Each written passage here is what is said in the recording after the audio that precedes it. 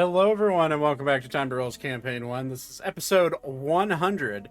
Can't believe we've made it here.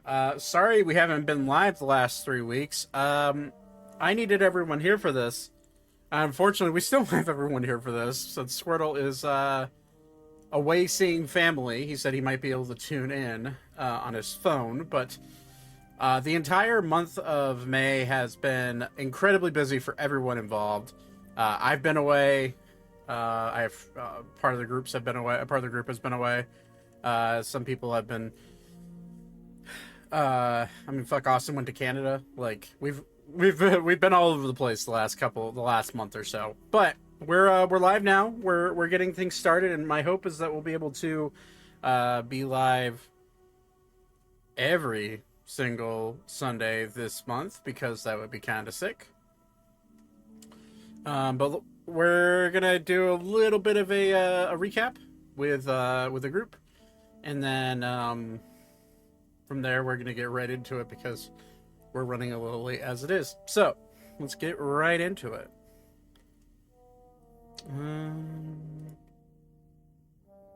Tesla, like he literally sounds like a character from Morrowind. N-U-L-U-S is the last name. That is not how you had that spelled. It's an N-U-S-L-U. No leaks, thank you very much. No leak. Don't talk about your backup characters, please.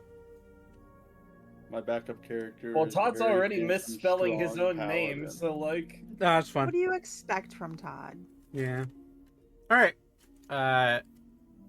I know Brett just said he was stepping to grab food/drinks, but we're gonna go ahead and do a bit of a recap, and then we're going to get right into it because time constraints. All right. Last we left off, after you guys traveled effectively around the world in a day, visiting Ebrax to get Warforged cores from Zane's mother, while also simultaneously picking up Zane's father, Malleus, and bringing him along for the ride, while stopping also to go see Alan and see if he'd be willing to tag along, while also having a reunion between Alan's mother and himself, as well as a reunion between Ori and his beloved donkey, Dennis, who had been saved by Alan from the devil spawn roaming through Arendur, the dwarvish kingdom all of you decided to completely skip and run away from, leaving Dennis there in the process. Sorry. But after a long day of traveling, you have now made it back to Arun, back in the visitor's lane here at the capital city. You are all about to crawl into bed. Dinner's had, and as you're all kind of wandering back, ready to go to bed, Elka, you hear a voice, a familiar voice, come through the sending stone in your pouch. And that Which one? the sending stone of Leon, stating something along the lines of, I'm paraphrasing here. Why is the urn broken? What are you all doing? And we were left off with you seeing a floating figure through the sky, heading north over the visitor's lane, stopping, and then teleporting directly in front of you. A elongated, broken version of Leon. He looks gaunt, and he stares at all of you. Says, "If you can't handle this yourself, I'll do it myself. And I'm going to remind my father just who the hell I am," as he teleports away. And that's where we left off. So, what do you guys want to do? Pursue? Okay. Is he still standing there? No, he teleported away. What Do we was have that any inkling about? of where he might have went? He just stated he's going to go show his father who the hell he is. So you have some Well, ideas. I mean, yeah, You weren't here for the last session, so yeah. you Okay. Should be the inner sanctum, right? last He made a key word. Something about it broke. Well, yeah, the The urn. urn. That is. Yes. Is it out? What the urn Assume was holding? so. Oh, other detail. He was holding what looked to be a hellhound puppy in his hand. Nah, puppy. Did it look friendly? You can make an insight check. Why not? Alright.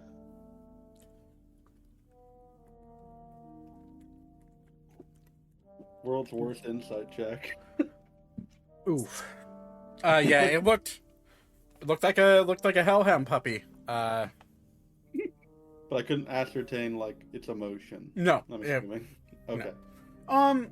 I'd say plain to see without an insight check. Scared. Okay. Hard to glean anything else off of that, though. As he teleports away, you do see Weaver specifically sees him flying north from where you guys are at, which, to give you a reminder of where you're at on my ping, to be exact. So, last place that you spoke with the king and all of his all the members of the Rialoar was in the Misgem Tower. But that was yesterday. They could be anywhere. So, I would like to remind all of you that your character sheet should be as they were when we left off, because you guys have not had a long rest. So, what do you guys want to do?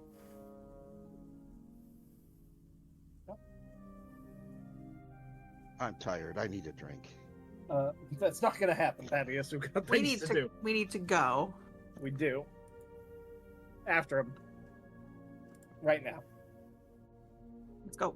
Laura Let's kind go. of Laura, Alan, and Malleus all kind of nod as they follow behind you.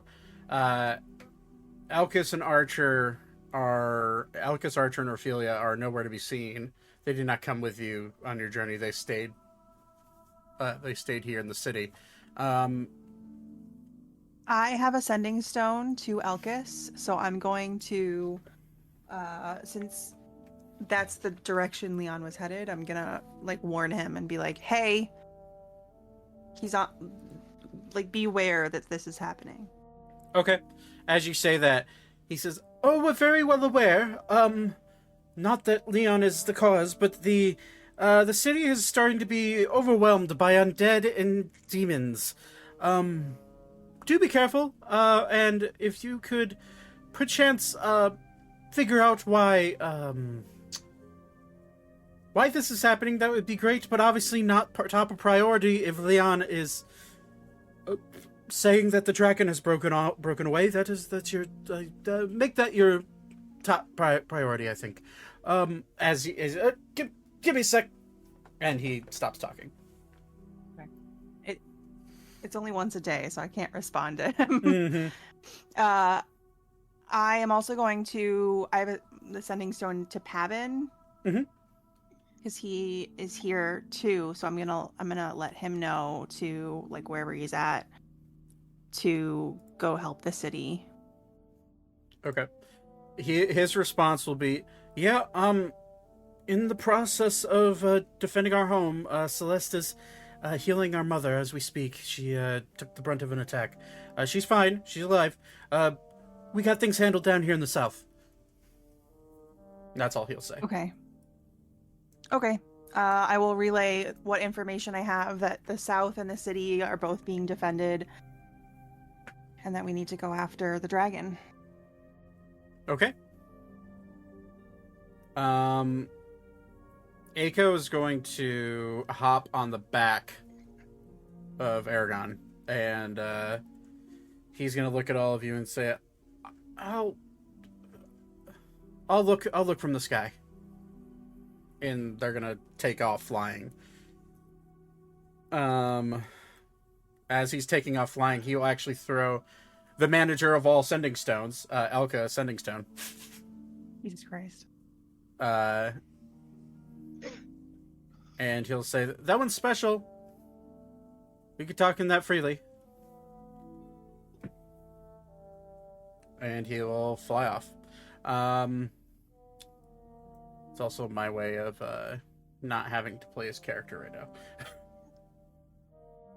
Okay, so you guys are going to leave your visitor's lane and head towards the north, yeah? Yep. Yeah. Okay. So as you leave your home, immediately you see various imps and flying rocks flying through the air, very similar to what you fought back in Yalinor. Except they're not focusing on you. I'm going to say, clearly they're not focusing on you because you're not being attacked. I'm going to say for everyone, though, let's do a group perception check. Take that. I'm going to use my new metal dice. Even though... Yeah.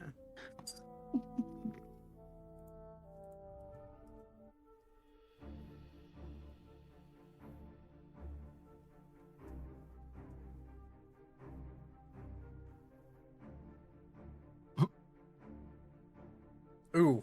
That sucks. Okay, and then I will roll for... Actually, I'm just going to make it your guys' rolls. We're not going to roll for the NPCs. I'll roll for Aiko, though. Okay.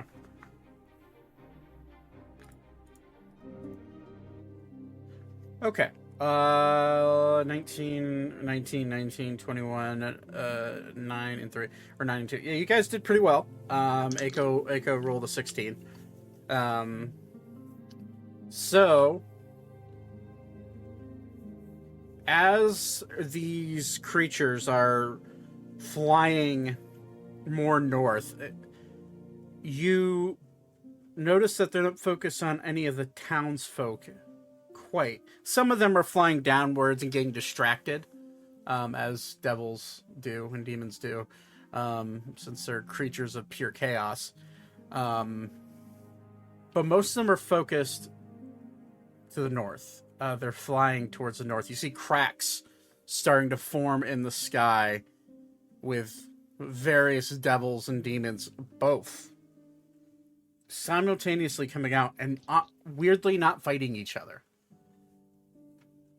The last time you had checked, the Hells currently were having a bit of a blood war going on, fighting for domination in the Seven Rings. But for some reason, they're not fighting each other as they enter the material plane. It's almost as if they're being controlled or entranced by something to the north. But you continue on. Lura, as she's running along, she just kind of looks at him and says, well, honey, we got some people to save, I think. How good are you at fast healing? And Alan... Not that bad. I'd say, as long as we can pace ourselves, I could probably go all night. Excellent. All right. Well, let's go. So they're gonna start running. They're gonna run ahead, and as you guys make pace towards the Ruby Tower, you'll notice that not every demon and devil are flying to the north or making their way to the north. Some of them are stopping and actively fighting. With some of the Fae folk here, but you notice a lot of the Fae folk are holding their own against these what would be considered soldier-like devils and demons. You see Laura kind of throw a few healing word spells off to help heal the various children and civilians that aren't quite fighters that had been injured by falling debris or by I guess even devil attack, but you continue onwards towards the Mist Gem Tower. As you round the corner, the first thing you notice is that it is in flames. A large claw reaches out from the top and slams its hand down, and then another one reaches out, reptilian, and lifts itself up, and standing in front of you is the largest red dragon you've ever seen. It looks around looking for a target and breathes fire straight into the air, laughing and chuckling as it does, and it speaks a single word in Draconic. Who speaks Draconic here? I do. Likewise. You hear him say, "Burn," as he breathes just a long fire breath into the air. He looks around at the townsfolk of Rivertown, shoots a beam of fire down into Rivertown, just relentlessly attempting to destroy everything around him. As you all begin to attempt to approach, his focus goes from Rivertown to you, and he smiles. Okay. And he kind of like you can see like smoke coming out of his mouth, ready to breathe fire at you. And in a brief flash of lightning, you see a blue streak come down from the air and landing on top of him, completely collapsing the Mist Gem Tower. The largest blue dragon you've ever seen in your life is now standing atop of him, biting his neck.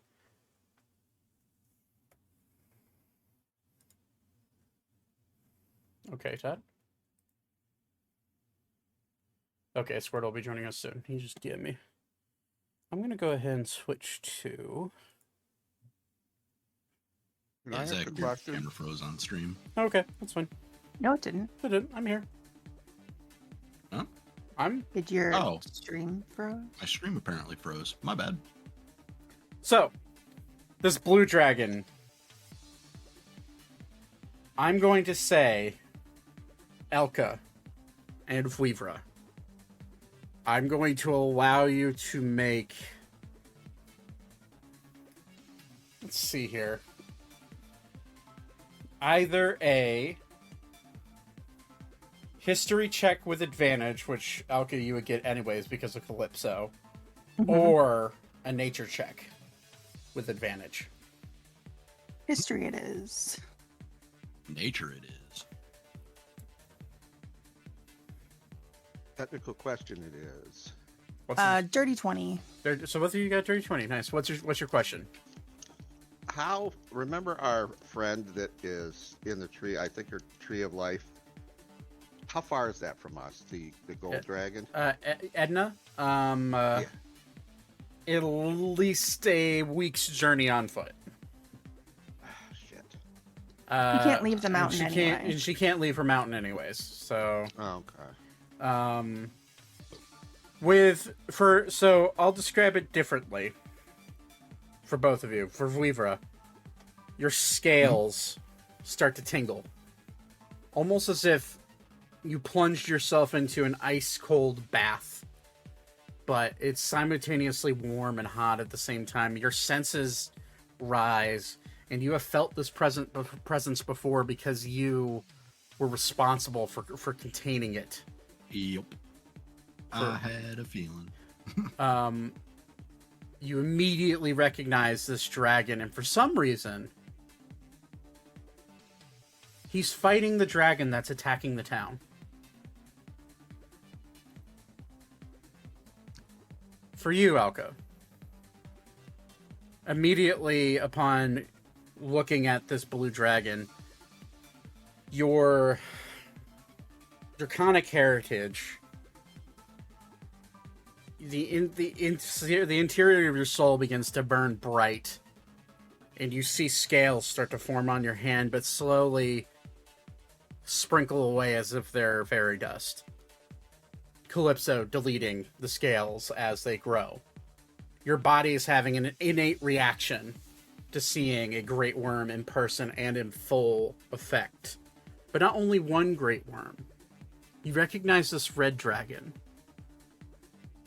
This red dragon you've seen countless times in fairy tale books. You would know that after growing up here in Esperar, you would have heard tales of a great red worm that helped form the very land and burn molten lava that formed land below in the plane that you rest on. A name thought to be lost to history. But you utter a name that makes no sense to you. But you just the only name you utter is Draguar. Draguar. Draguar. And as its neck is being bit into by this blue dragon, Uldragos, you feel your almost like your soul start to melt in a way that you feel like a warmth in your heart. And then it subsides as in Draconic, he looks up and stares right at you, Vlira. Go. The Fallen One has taken your leaders hostage. I'll handle things here. Is he's saying that in Draconic? In Draconic, so Alka could also Okay. understand it, yes. Then I'm gonna just immediately turn and say, to him, I will say, apparently I owe you an apology. And to everybody else, I will just come. He's paving the way for us. Were we tricked? Thing's just gonna look a bit flabbergasted. What the fuck? All right. This one does not know, but Did that little fucker... He used us. perhaps.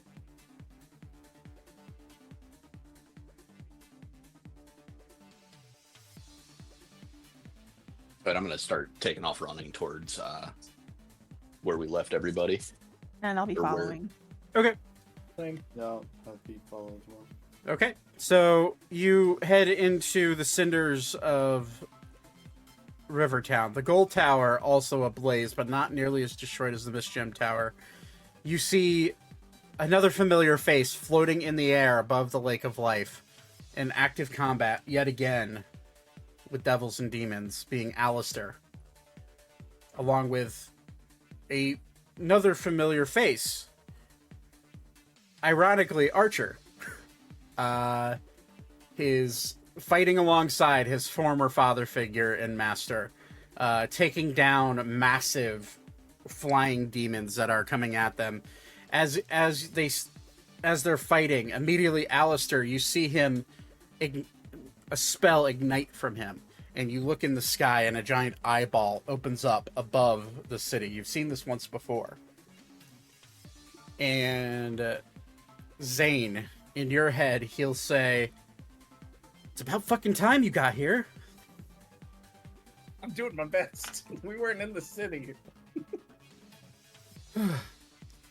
Everything's gone to shit.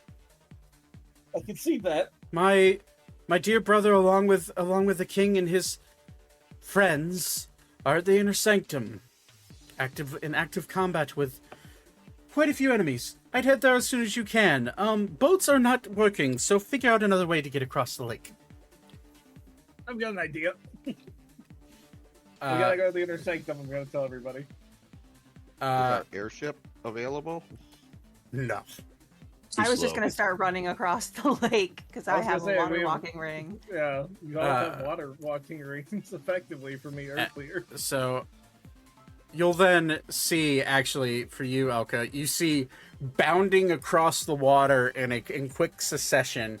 You see Elkis actively backpedaling, like hopping, as a Balor crashes down onto him, also walking on water somehow.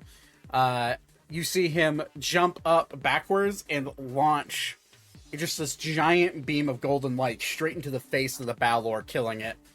And he'll land and skid across the top of the water and turn. And as you see Orphelia crash down, sporting dragon wings, as she crashes down and lands on the water. And she looks at all of you. This is about 100 feet away. She'll yell, "The cavalry's finally here. Help." Here And to do. Allura will immediately start rendering aid to the people of Rivertown, and she'll look at all of you and say, I think I may be best of use here. This is, my city that I have to protect, and there's probably a lot of people that got crushed under that tower. I'll catch up. All right, I'll catch up. I just need to help people. Darling, and she'll look at Alan. I suppose I can stop. I can stay back and help you heal some people, at the very least, protect them. She's right. We'll be right behind you. Malleus looks at you saying, "I ain't going fucking anywhere. I'm coming with you." Good. So, Where's my dad? He doesn't like you. okay. So you begin walking. So wait, do all of you have the ability to walk across water now? Pretty sure all of us do, or most of us. If not, I've got enough think- robes of things to make. Yeah, I don't think Arval can. If not, I legitimately have a swim speed, so I also have cloaks of the manta ray, which give you your Yep. base movement as swim speed. So everybody's getting across one way or another. Okay. yeah. Yeah, I have a cloak of swimming from Zane. Yeah, I don't think I have water walking, but that's fine because even though I don't like water, I can I have- swim. I mean, I have 8 water walking rings, so I mean. Oh, no, I do you have go one. nuts. 1, 2, I do 3, have one. 4, 5, 6, 7. So there's I have personally 8 on me. so like- that's perfect. There's 8 of you to run across. Perfect. Uh, Everybody's walking. if then. Malleus, Malleus is the only one going with you.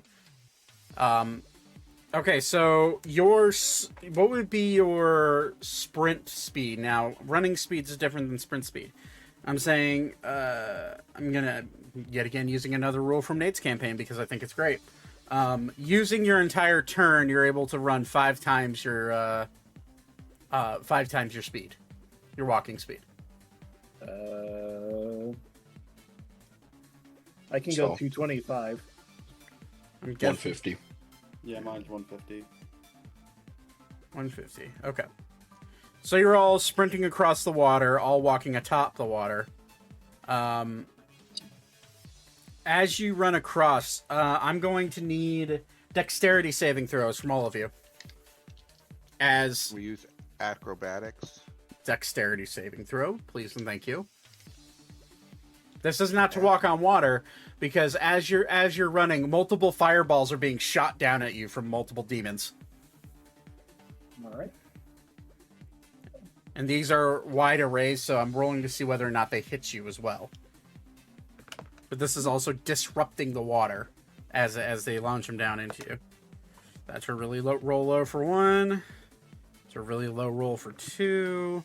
Well, I rolled really low, period. So, Yeah, I see Oh. that. and I didn't even uncheck advantage. So that's a nat 1. Ooh. Okay, luckily for you, Weaver, only one fireball hits. Where six fireballs come raining down around you as they see you running across. 5 of them miss. One of them does in fact hit your group. So you will take. You're resistant to fire, aren't you? Nowadays. I have a reaction to be resistant. I also have a ring of evasion. What does that do again? I think that gives you just the ability to evade. This would count. It's a dexterity save. When failing a dexterity saving throw, you can use your reaction to expend to succeed that saving throw instead. I will use my reaction to succeed on that saving throw. Okay, that means all of you succeeded. Because the DC was, in fact, 16. Let's see here. I'll do the math on the damage real quick. 21, 27. Oh, well, that's convenient. 30 points. So each of you take 15 points of fire damage. Thaddeus, I believe you can just completely negate it because of your rogue bullshit. And then I take half. Yeah. Everyone takes 15. And then do you have a resistance to fire? Yes. Oh, okay. Then yes, you would take 8 points. I'm part dragon. That's, yeah. Anybody that has I take resistance. quarter damage. Yes, so 8 points of damage to those that take quarter.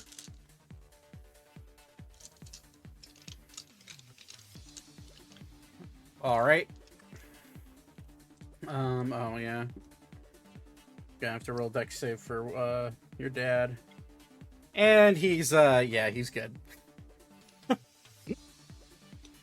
that +8 to dex save really helps him. And he's completely oh wait. No, he's he's invulnerable to fire damage, so he just kind of walks through he just eats that shit. He just walks right through it, no problem. So you continue running. The devils that launch those fireball attacks are immediately slain by Alistair, as his giant eyeball looks right at them and they incinerate as it does. You continue running, and you feel a shockwave from behind you as electricity ripples through the water at your feet. As you glance around, and you see all Dragos land into the Lake of Life, with a fire dragon on top of him, ready to breathe fire. As this giant blast breath of flame begins to launch out of the red dragon's mouth, you'll see lightning bolts form above both of them and just begin to crash down simultaneously on the top of the back of the red dragon, and the dragons are now fighting inside the Lake of Life, making what seems to be about 100. Mind you, just to give you a size point here, you would gather from the depth of this lake. The lake is about 80 feet deep. The dragons are standing in it as if it's a puddle. Oh boy. The water. Release the Kraken. The water. No. The water. The water comes up to about a quarter way up both of their arms. Big boy. Yes, they are. They are considered. Let me double check the actual size of them.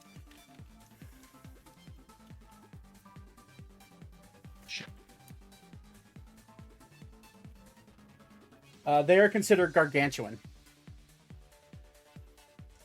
creatures, which is the largest. Joy. Which is the largest size category you can be in 5e. To put in perspective,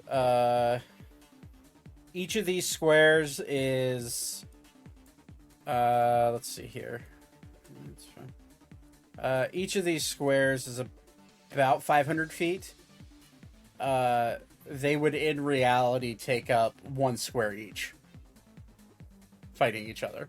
This is obviously just I'm using Elka's marker to show where you guys are at on the lake. As you continue running, though, the electricity begins to surge throughout the water, not affecting you. However, you do see random fish start to bubble up and float to the top. You continue running. At this point, go ahead. Real quick, how far away are the dragons? About 1,000 feet from you guys at this point. Okay, never mind then. Yeah, they're right here on the shore. You're about 1,000 feet into the water. Okay. It's roughly mile is what 5,600 feet or so. 52. 52. Yeah. Yeah. 53 if you're rounding. Yeah, it's about a half-mile boat ride to the Inner Sanctum from Rivertown. So you guys are just full on sprinting half a mile to get across this lake.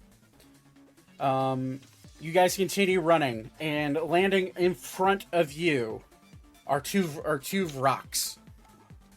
I'm going to say, given that they landed in front of you and you have enough time to react to them, we're not going to do a initiative order. I would like everyone to tell me what their response would be to two rocks landing in front of you, ready to fight. If you're in a pick twice. Okay. So go, everyone. I want everyone to choose what attack they're using. Tell me what it is, and then roll to see if it hits, and then roll the damage. Are they standing on the water or They're floating just floating above. it? Just Okay. yeah, like their feet are just barely dangling above it. Okay. Axe attack. Okay. Fireball. Rapier, sneak attack. I might not I'm get gonna- close if it's a fireball. Oh, it can. I'm It can diving I happen. under can the do the water. fire. I can do the You go fireball after first. or first. I'm diving under the water, casting Thorn Whip, and trying to pull one of them under with me. Fuck yeah. Okay. Because I don't want to use anything stronger than a cantrip. So I am backing up, and I'm going to. I would use Psychic Lance. Okay. At, If I need we'll to, do fifth level. Assume 28 hits. 28 definitely hits. All right, that's for the psychic lance, Here, let me put in and that's for the fireball. Fail the deck. They failed to save for dex on the fireball. They do succeed on the psychic lance, so they take Try half. Try extra attack as well. Yeah, do a full round of attacks. This isn't like a. Oh, okay. Yeah, this is a instant, like, we'll call it an instance for the ease of access here. It's just an instant moment of attack. Okay. Those definitely hit. That's a 30 and a 28. So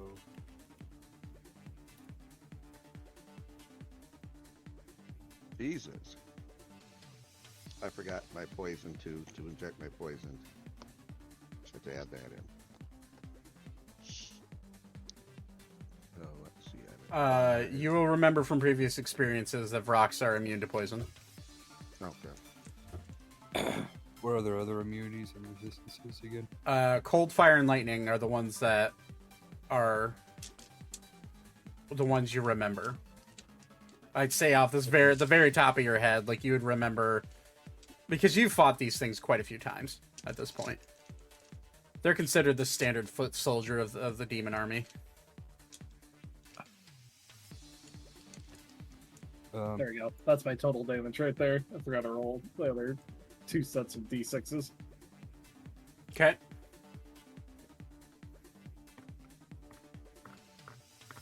So 90 damage. Hell yeah. 20. I had 29 total damage. 29 total. They take half of the fire, but that's fine. 13. and I'm pulling one of them under the water. Is that a dex save? That'd be a dex save, I Um, would assume. Or maybe would it be a grapple? If the attack hits and the creature is large or smaller, you pull the creature up to 10 feet closer to you. And he rolled a 24 to hit. Yes. Yes. Okay. Yeah, gotcha. So as this moment of events, Elka and Arval both stop, and they cast their spells. They send a fireball over your guys' head, and it lands and blasts into them. Arval, you cast Psychic Lance at one of them, and immediately it connects, but kind of shirks it off. And as they go to shirk it off, Ori, overhand swinging, cuts one of the rocks in two as Zane runs forward and starts to beat the brakes off the other one. And as Zane, as you're about to go hit for the last hit, you hit him in the face, and all of a sudden he just goes shoo, underwater. And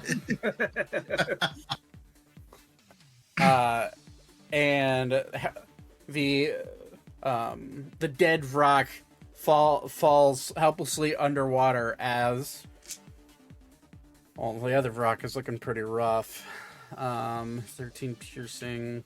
Let's see if you drown it real quick. So that's a Constitution saving throw, which they suck at. Holy shit.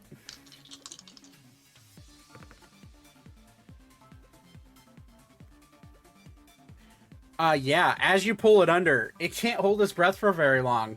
Demons don't really have a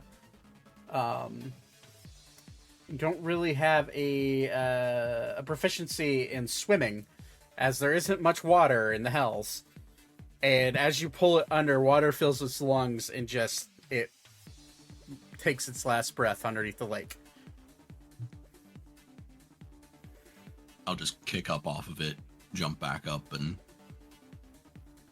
rejoin the running. Right. And for good measure, Thaddeus, your sneak attack also. I forgot your attack. That's my bad. Your sneak attack kind of like hits it as it's being drugged down right in the back of the neck, just for extra damage. And paralyzes it. That's why it drowns. There you go. Sorry, handling a bunch of attacks all at once is Damn, you rolled 2 ones on your sneak attack. That sucks. Yeah.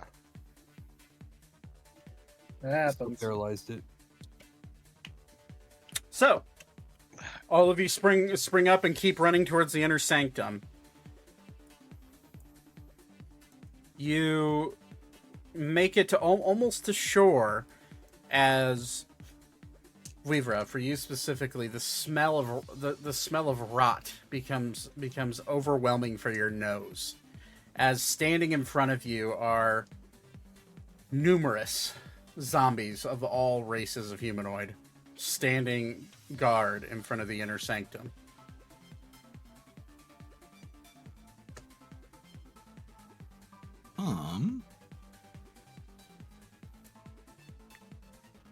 How kind of what is their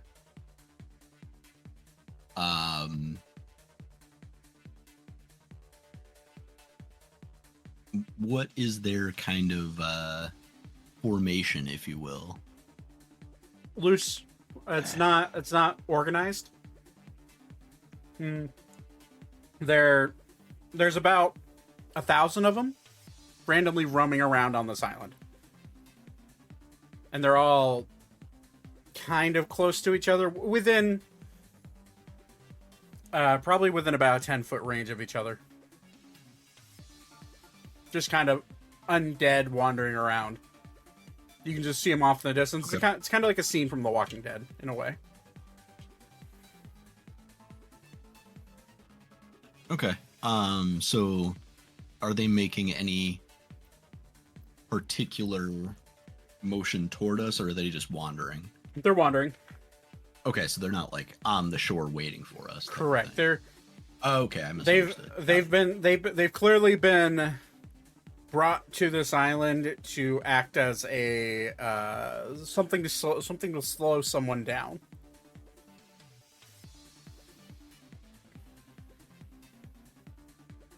So, what do you guys want to do? As you and at this point, all of you do see the zombies.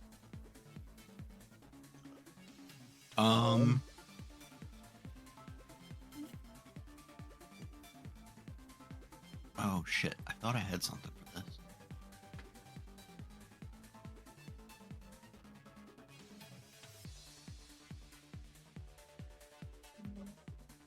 And can I do a self insight and determine whether or not these are an immediate threat to the big picture? I'm not gonna say you have to. Very clearly, these undead, using context clues of what Alka has shared with you. You've heard that undead have been summoned, as have demons and devils, and Leon is on some sort of warpath. So you would assume that the undead that have been summoned are the ones that. These are the ones that he was talking about, seeing as he's fighting on the lake right now. Okay. And they're standing in the way. Okay, is there a relatively... How do I describe this? Once we hit land, is it a straight shot to where we are going? So it doesn't quite show it because of the map restrictions. However, there are various hedges and mazes, not mazes, but hedges surrounding the inner sanctum. It's basically, think of it like a garden on the outside. There are various trees lined up, but for the most part, if you were able to get into the main walkway, it'd be a straight shot in. Okay. Because you can see the dock house off to the north side of the island, which which is right around here. Yeah. So I will motion everybody to follow me to up that direction. Okay. So you begin stealthing. Are we doing stealthily or are we running? You know what? Scratch that. We're just gonna go whatever way is fastest, and I'm just gonna cast a plant growth. With I'm gonna leave a path for us to traverse. But I'll just put that in the chat. Okay. Basically 100-foot radius.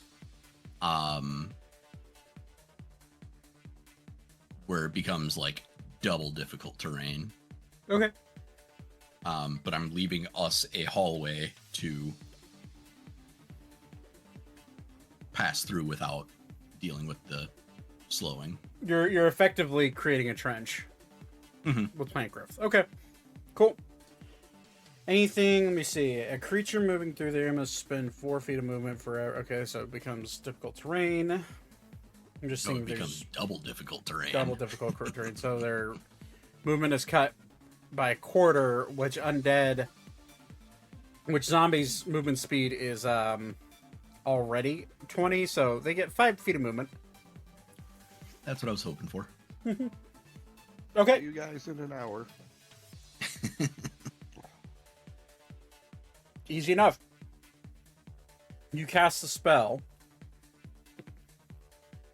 and you're able to create a corridor for your. Oh gosh, you're able to create a corridor for yourself and your friends. You begin to run through, and you do hear various undead start to scream and alert and notice that there is living, breathing flesh running through this corridor. However, you look to your sides, and as they step into the plant growth, immediately vines start to wrap around their legs and they begin to fall down. Some of them are able to trudge through a little bit easier, but they still are just slowed and they're having a hard time picking up their feet through the vines. And you're able to run into or towards the gate of the inner sanctum.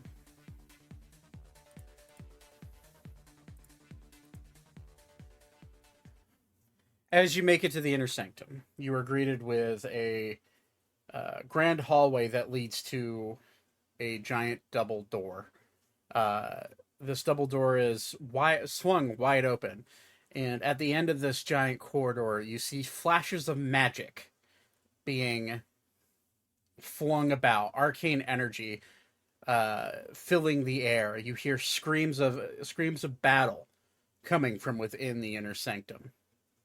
You hear a familiar voice close in behind you. I think I caught up. As Laura runs in behind you. Alan, however, is nowhere to be seen. And Zach? yeah. So when we go through that opening, Mhm. I'm gonna pull out 2 flasks of oil that I have, Okay. and I'm gonna splash it on the ground in front of the thing and light it on fire and create a fire, so any of the zombies that are following us would have to go through the fire. Okay. Let me double check something. So Laura runs up behind you and you splash of oil on her. Kidding. So it effectively, since there's no container to hold it, that wouldn't burn for very long, but it would slow him down. You could also alternatively just shut the door to the inner sanctum. If you wanted to do that. Yeah, well, then let's just do that. Okay. And then I'm gonna light it. I'm gonna pour oil all over the door. No, not causing a structural fire while we're in the building. No, so they slip. And then we're gonna die to the fire consuming us while we're fighting these fuckers. I'm gonna say, let me do something. Fuck it. I'll have one of you do it. We're gonna say, Austin, do me a favor, roll D20. God. All right. 12. Okay, as Laura runs up and catches up with you, she's, all right, I'm glad I caught up. It looks like the Griffins are mobilizing. As you peek out and you see multiple mounted Fae riding in on Griffins. They begin to rain arrows down on the undead of this island. Laura just kind of looks. I'd shut the door. I was already doing that. Well, I'm glad you're one step ahead. Aren't you a smart one? And she'll pat you on the back.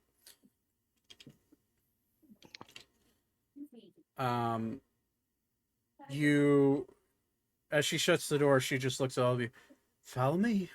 I've only been here maybe twice in my life. So, what you're That is twice more than the rest of us.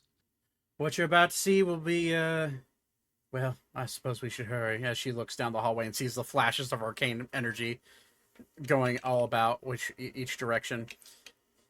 As you run down this long marble-laid hallway, you run to the entry of the door, and sitting in front of you, you see an immaculate garden of multiple various rainbowed colors, and you see various spells being flung throughout this garden. And in fact, I'll go ahead and show you what that looks like.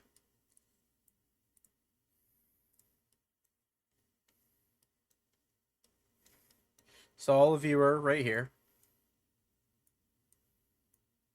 If you can place your tokens down.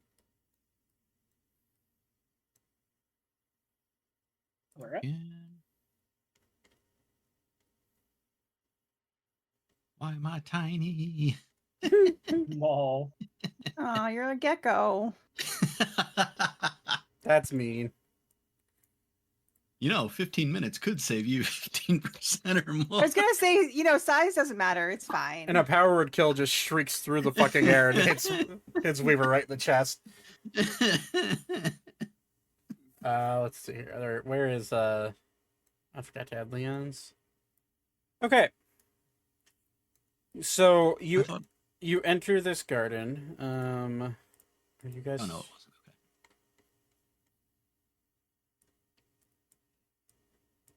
You had Ori. Yeah, it's not letting me do it again. Okay. And Thaddeus. And Thaddeus, are you invisible? Yeah. Okay. Let's see here. Who else we were missing? Arbol, Senior B, and Aiko's still flying about in the air on Aragon because I'm not gonna. We'll have him join in here if he shows up. 1, 2, 3, 4, 5, 6, 7, 8. Okay, that'd be all of you. Right? Yep. Okay. No. Who else are we missing? 1, 2, 3. We're missing one of you. Whose token do we not have down on the board? Are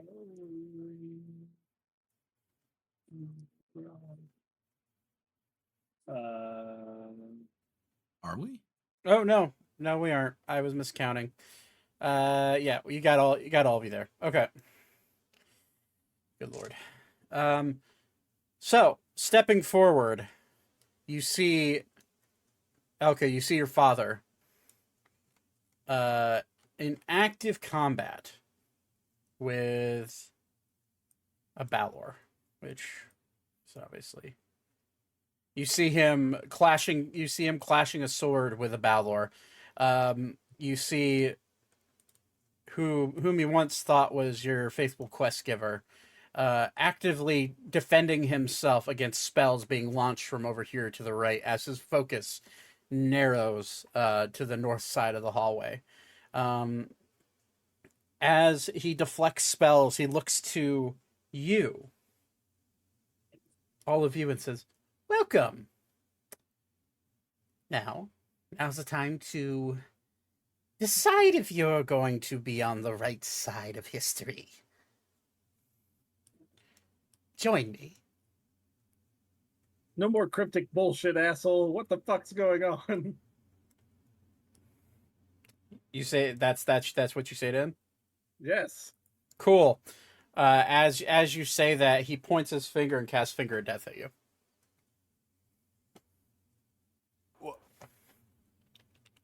I'm gonna start running towards my father. Okay. And Wait, who said this? Leon, the man, the myth, your faithful quest giver, is here to fuck shit up. Okay, I'm gonna need you to make Constitution saving throws, Zane. Alright.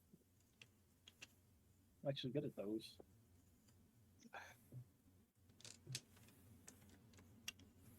Does Leon have true sight? 20 dirty. I believe so.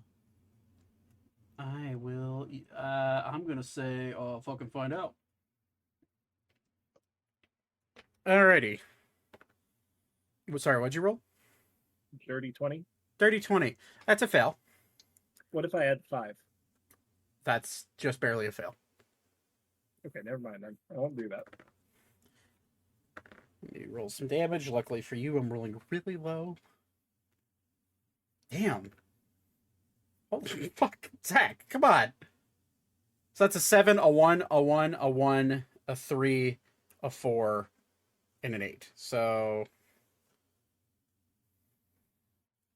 13, 17, and 25 plus 30 on a fail. So it's 55 points of necrotic damage as he blasts you. And he says, "I don't have time for questions." You said that was necrotic damage? Yep. Okay. Is it... never mind.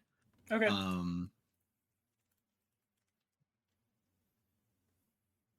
I'll absorb elements. Okay. So you take half. Does that work on necrotic? It should, I think. Doesn't it? I believe it would. Acid, fire, cold, lightning, or thunder. Oh, nope, no, it doesn't. Never mind. So yeah, 55 Take points. the brunt of that. Yep. So. seeing that, I will cast Aura of Life. Okay. To give everybody within 30 feet of me resistance to necrotic. Okay. Hey, Sounds good. I'm gonna go ahead and start clicking add turns because at this point I'll give all of you one free turn of movement. So if you want to run forward to basically match in this fatal funnel, if you want to use your whole action, Shit. if you want to use your whole turn, you could run 5 times your speed.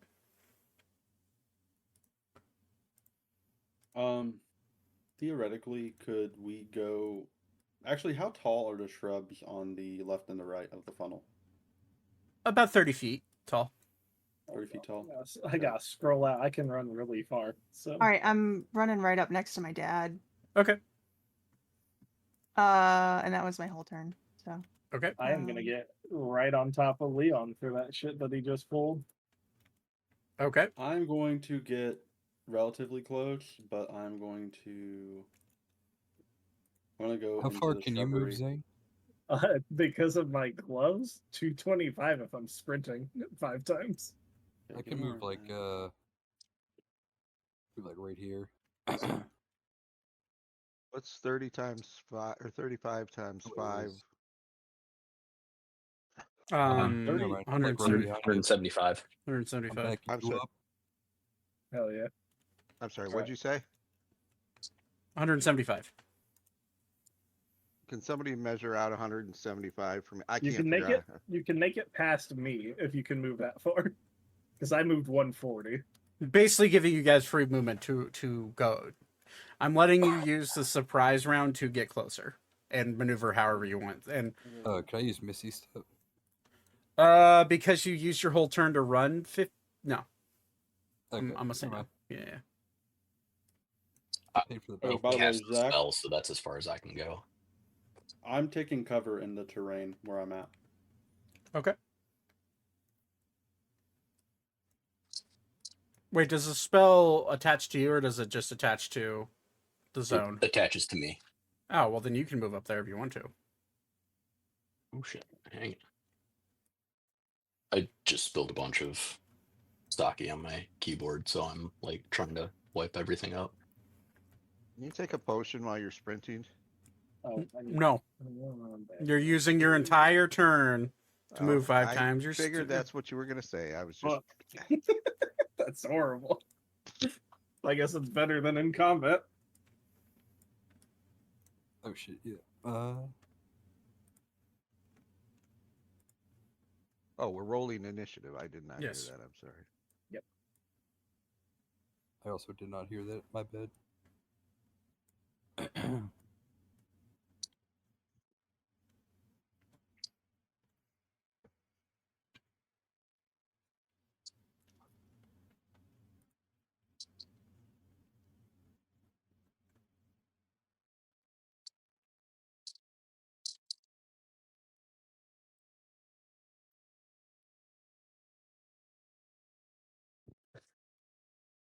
Ooh, she rolled like shit. Oof, Malleus rolled even more like shit. Like father, like son. It's a natural 1. Hey. Did I actually roll initiative or no? Let's see. I don't think I did.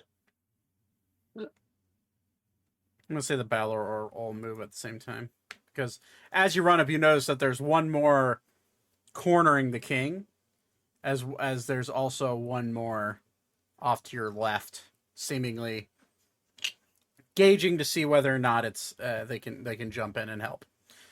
So, Q sorted. Zach. oh yeah. We're just waiting for all of you to put it in there. Okay. So, as you get closer and closer to Leon, Zane, you notice his skin is starting to peel.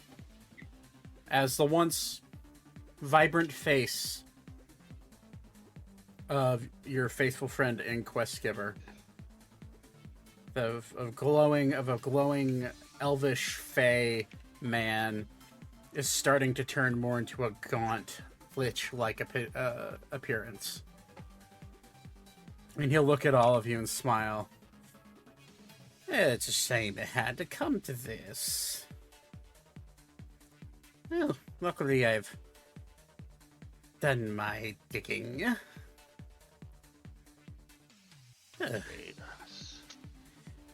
And he will look at... He'll kind of look around and see that you're starting to surround him, and he'll... well, we're going to find out who he hits. I was accidentally moving my character a little bit while I was trying to clean off my keyboard. He is going to...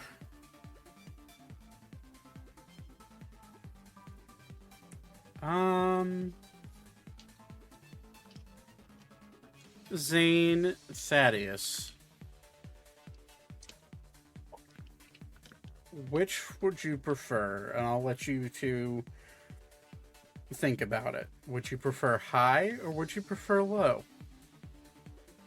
The thing is, you weren't rolling very well a few moments ago. I would say high. Sure, I agree with Zane. Okay. Sounds like a plan.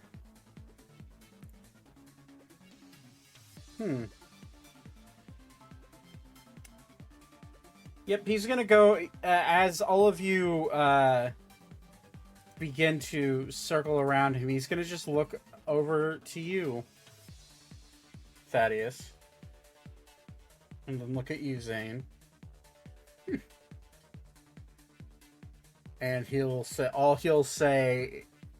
Thaddeus, you know, does anybody here else speak Elven? Me. Not Sylvan, Elven. but Elven. Elven. Okay, no. He'll say in Elven, crumple. Thaddeus, I need you to make a Constitution saving throw as he casts Power Word Pain on you. Constitution. Oh, God, that's not a good one. Okay. For baby Jesus.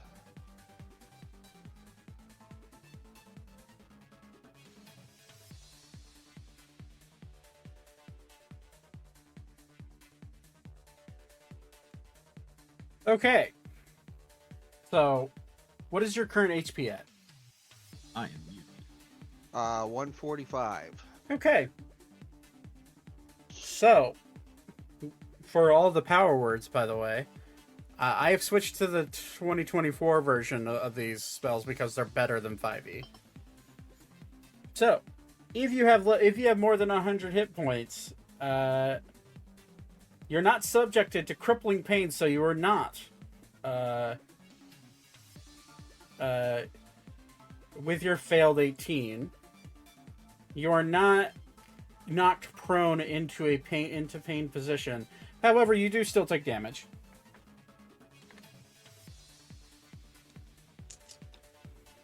As a intense pain ripples through your nervous system as his words reach your body.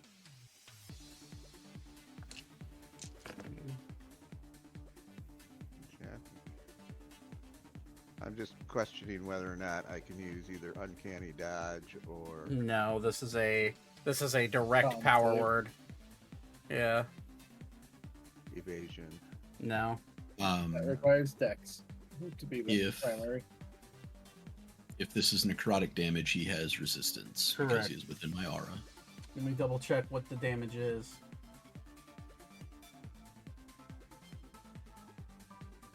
I like this spell had damage. Not 5e version, but the 2024 does. That's weird. Yeah, well, power word kill no longer isn't just your insta. It's an insta dev. You're under 100, but it now does actual necrotic damage. Same goes for power word pain. So, it is necrotic damage, so you would take half. Fuck yes. 42 divided by 2. So 21 points of necrotic damage as your nervous system just gets rocked by his voice. He then flips around and looks at this Balor and says, "Take the big one." As he begins subconsciously marching forward towards you, Ori. Elka, look out. He said, How many points was it? 21? 21 total. Yep. 21. Okay, so that would be 40, 44, or 24. So this is action, bonus action. He's then going to look at you, Zane, and smile and say, "Bring it on."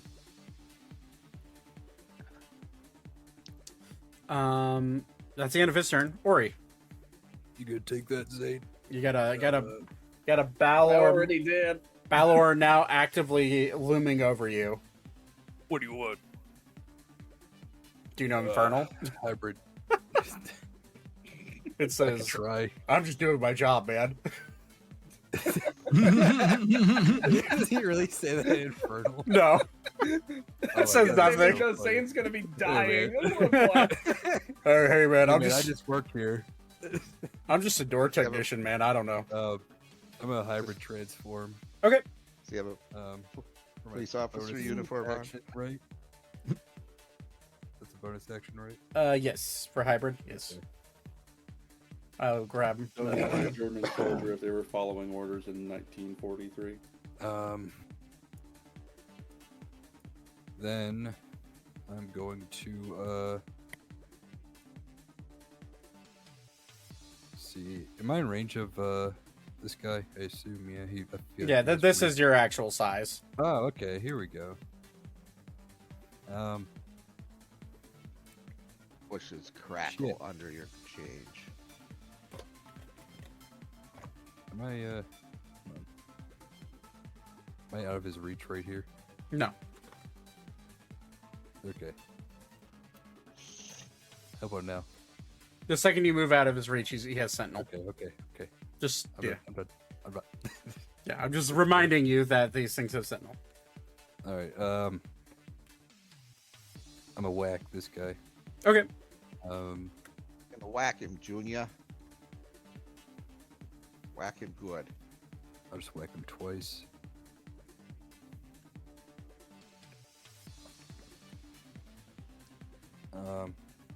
One is a nat 20. Nice. You want me to re-roll that? For what reason? I'm feeling the silvery barbs. No. It's looming over my head right now. Okay. The other is a 30. to Okay. hit. All those hit. Does radiant damage do anything differently? Let me double check. I don't think so for I fought Balor. Balor before. I don't think they do, but I'll double check that. Give me 1 second. Okay. Control the physical damage.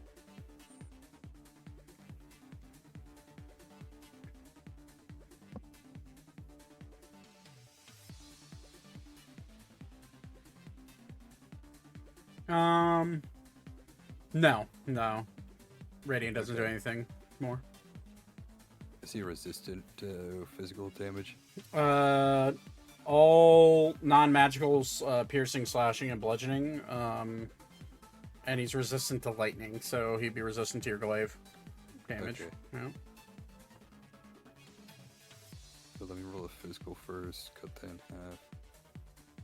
Oh wait, let me get the nat 20 out of the way first. That would just be flat damage. You said he's resistant to lightning? Mm-hmm. Okay. Do a flat attack then for that.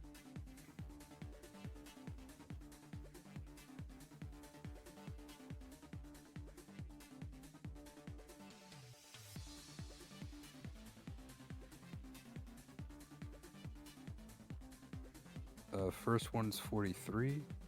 Okay. Oh, I'm not attacking with my glaive. This is just the axe right now. Okay.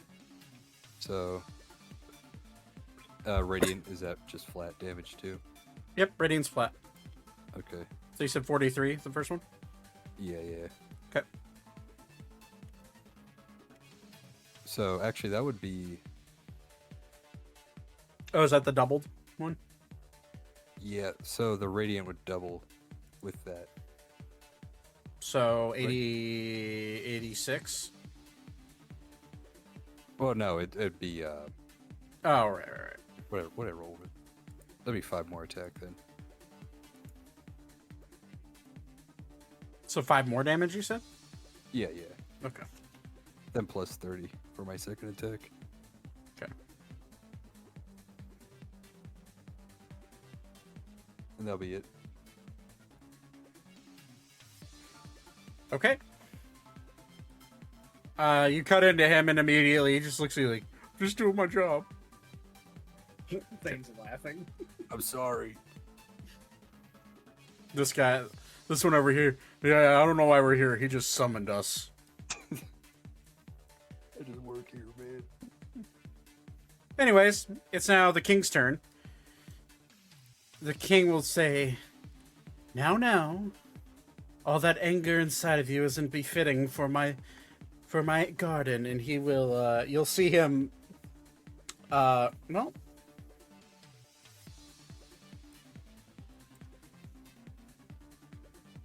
He is going to cast a Zach Browning original spell. And he's going to cast Ray of Incinerating Light at 9th level. So that's a roll to hit.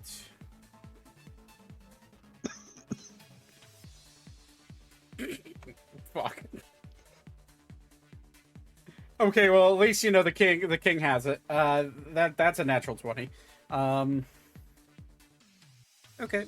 I don't have enough dice to roll this number. Put it on the computer. That's what I'm doing. Roll.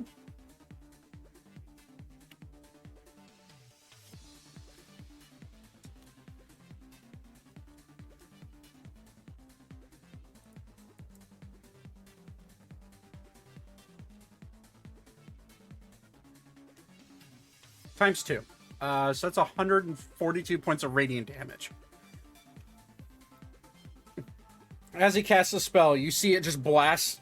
You feel an intense wave, specifically you, Thaddeus, because you're really close to it.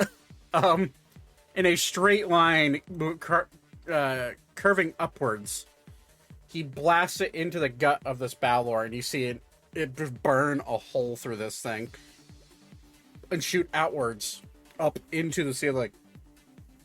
In a 90-foot line. That did a lot of fucking damage. I need to...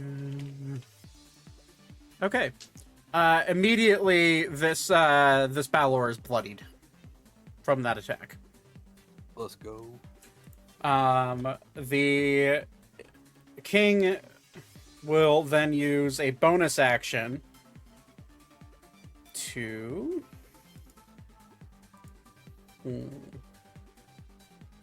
disengage and take 1 step backwards. Part rogue. Okay. Your rogue is showing, King Dryas. Okay, it's now the Balor's turn. That's his turn. This Balor that just got a hole blasted through it is going to step forward 2 steps and attack with his long sword. That's cocked. Okay, that's remember how you guys were like, oh, I could see you doing plus 12. Balors themselves are plus 14. So that's plus let's see here. That's 19 to hit. That is a miss. For his whip. That's a 30. That's a 33. Natural 19. So I do have enough dice to roll this one. Oof. It's 20 points of slashing damage plus 3d6 fire damage. So that's another 12. So it'd be 36 points of fire damage, or 36 points of damage to the king. His reaction will be he will absorb elements and cut the fire damage down to 6. Also needs to make a strength saving throw. And he's fine. So 33 points, 30 points of damage to him. That's now these Balor's turns. This Balor, who's in active engagement with your father, Elka, is going to use its lightning sword to attack him.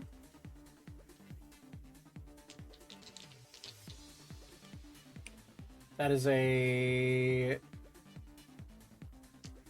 that just misses your dad.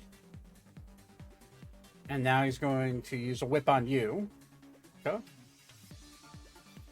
Ooh. Fire whip, too. Oh. Mm-hmm. That's hot. Quite literally. 31 to hit. I mean, it basically hits. Good. I just want to make sure. Okay. So. Let's see here. You get 15 points of slashing damage. Plus 9 points of fire damage. Halved because you're resistant. So 5 points of fire damage. And I need you What to was make the first one? 15. 15. And then I need you to make a strength saving throw. And then it was 9 halved, so 5. Correct. Sorry. Just doing my math. And then you need a strength saving throw. Yep. See, look at me listening. I just need to process it. That's the problem. 12. 12. Yeah, you. I rolled very badly. You are immediately wrapped by this giant fire whip. And you are now considered... Well, actually, no. It says just pulled up to 25 feet towards the Balor. So you just get... It, like, wraps around you and does more... and feels like it hurts more. And then he goes to tug, and he's like, wait, you're right in front of me. And then doesn't tug anymore. So you're not... He's not tugging? Not tugging. No. No tugging. All right. Okay. It is now this Balor's turn. After getting carved into by Ori, he's going to... He has orders to attack the big one, so he's going to stay there. We'll see. Actually, I need to actually roll something. Fuck, all of them failed. Okay. Alright, so this one's going to attack you, Ori. Lightning sword, that is a really low roll. 17 to hit. That misses. Okay. Alright, and with this fire whip.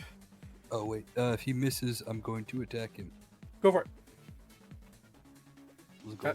That's that fighter ability, right? Repose? Yeah, it's repose. Repose. However you say it. Mm-hmm. It's on Twitter, you repost.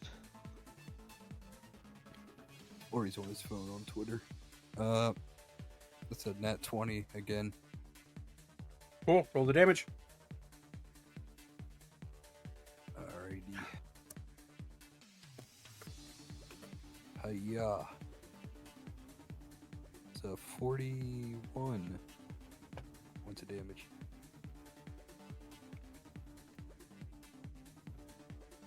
Alright. Second attack with his whip.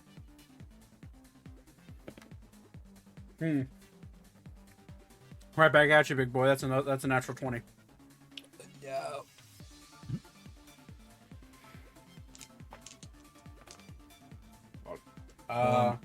Does his whip do fire damage? It does. Oh, never mind.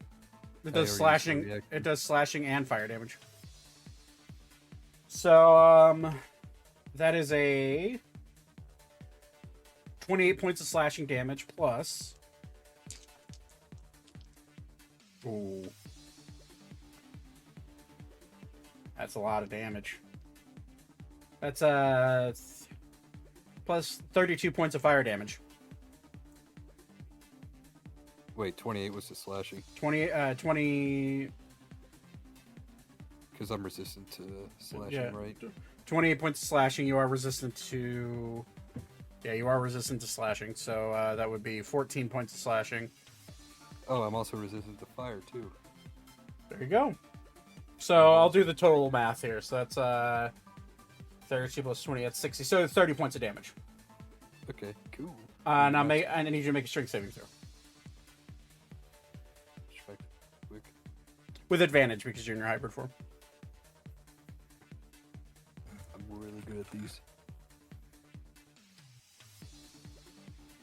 Arguably the best at this my point in the hybrid is campaign. plus 15. That's plus what? 15. Fuck. Wait, hold on. Yeah, I'm right. Okay. Oh, I have a bit. Ooh, that was a really low roll. 28. Yeah, that is a success. So, okay, so 30 points of damage to you. All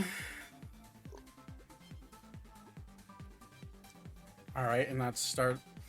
You notice for all of you, as they begin to fight, fire begins to spew off of these creatures. Not quite doing any damage to you yet, but you do see the flames start to land closer to your body. Okay. It is now Onyx's turn, off here to the side. He will, realizing that Leon is now distracted slightly, he will run up. 3, 4, 5, 6 right there. And he is going to attempt to cast Polymorph.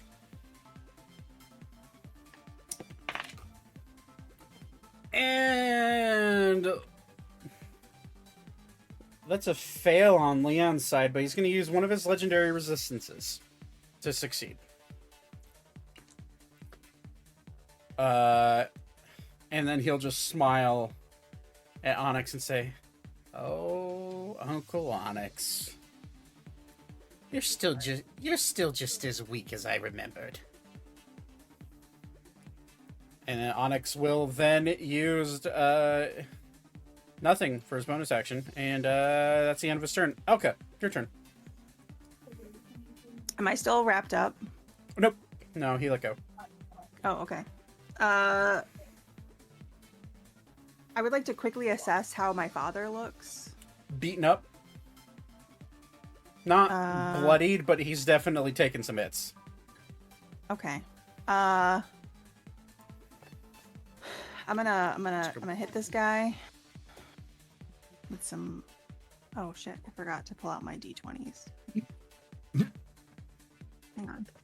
I was like, why do my attack die? I have my attack die. Okay. Sorry. This would me dropping 100 points I would rolled a 1. So would I'm going show to how much he's been assume fighting him. an 11 doesn't hit. No, it does not. But then the other one is a I'm sorry, what is it? 31 to hit. 31 definitely hits. Also, I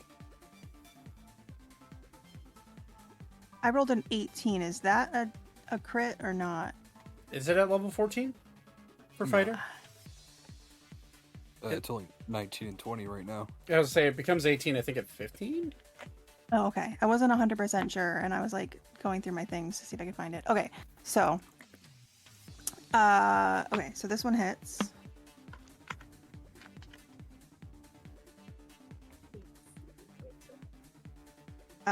So 3 is radiant damage, 4 is piercing. Okay. Oh no, 4 plus 7, 11 is piercing. Okay, so 14 points total. And then I get an extra. I get an extra attack. Mm-hmm.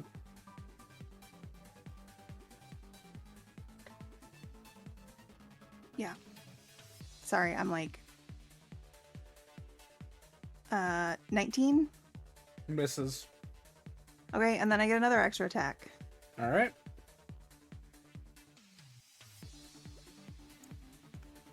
Oh, I'm sorry. It wasn't a 19. I was looking at the wrong one. It was a 22. Sorry. That just misses a Balor. Okay. And then this one is a 28. That hits.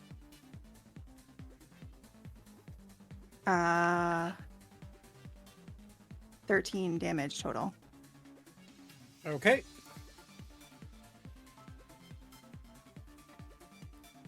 This guy's looking pretty bloodied because you gather that your dad has been chipping away at him for at least the last 5-10 minutes.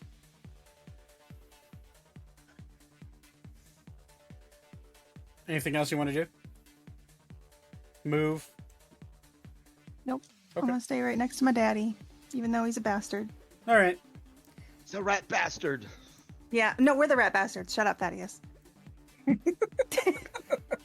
One and all. He's not part of it. You can't sit with us. Esper will. You can't see her beyond the Balor, but she actively has a hand on her husband's back and is casting Cure Wounds whenever he needs it because she is a cleric. So I'm going to go ahead and cast Cure Wounds at 3rd level, which that does okay, I guess. That's 19 points of healing to the king. And she also, while she has one hand on the king, she has another hand on what looks to be, from what you can just barely see beyond the Balor, it looks to be some sort of door behind her. But that is her turn. It is now Sebastian Silver's turn, being her Alistair's brother. He will step aside, and in one flash of his hand, he will cast. Let's see here. Yeah, we'll do that. He will go ahead and cast Golden Star Show. 6th level spell. And as he waves his hand, you'll see stars start to form. These golden little lights start to form above, specifically Leon's head and this Balor's head. And he will roll the hit. Plus 18 to hit. That's a hit on the Balor. And a hit on Leon. Okay. A successful hit. They both need to make dexterity saving throws or be knocked prone. They both succeed. So that is 8d6 radiant damage each.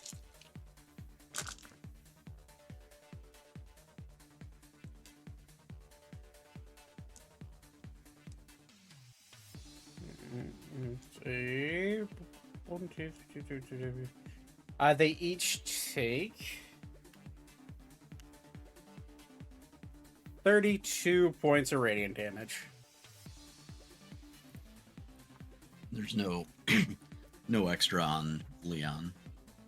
So it's not like he's Not that you can tell. okay. Yeah.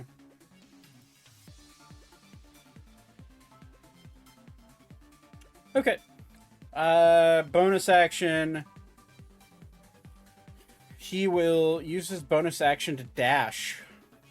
Also of the roguish background.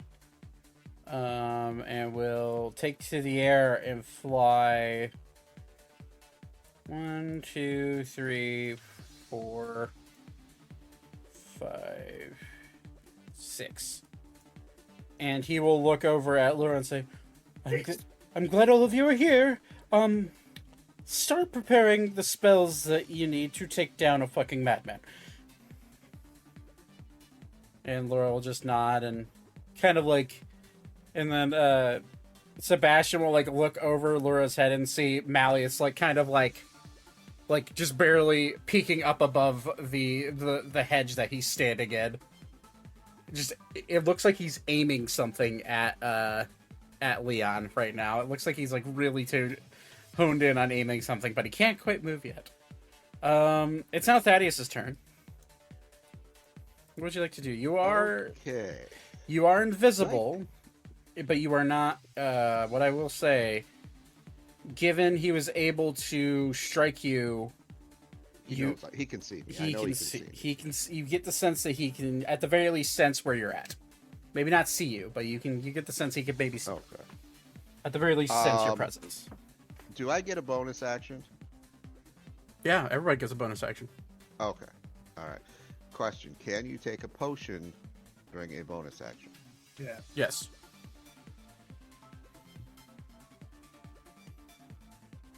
Can I do the bonus action before my regular action? I'll allow it. Okay. Rules is written, the answer is no, but I don't really care about that rule. I thought rules is written. You could. Not in 5e. Pretty positive. There's a whole argument about this on Twitter once.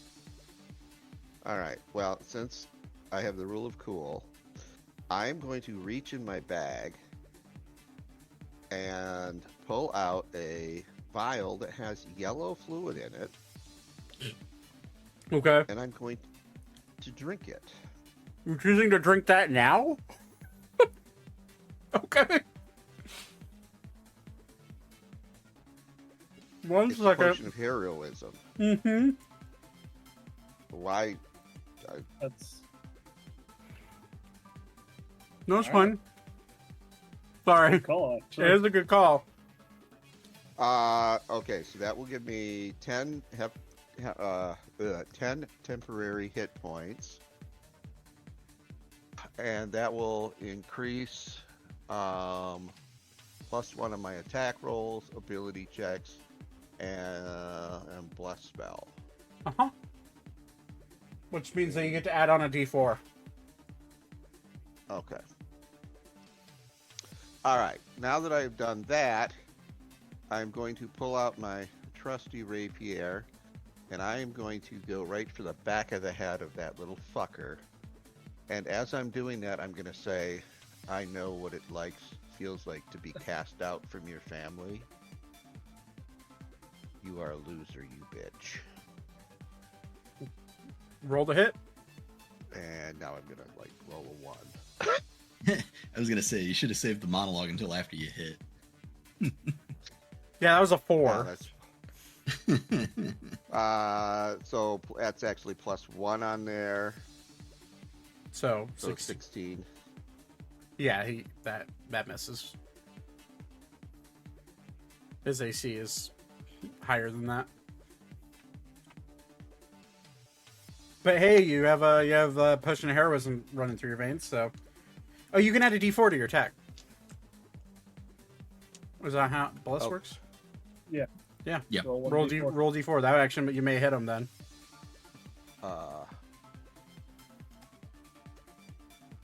Yeah, unfortunately not.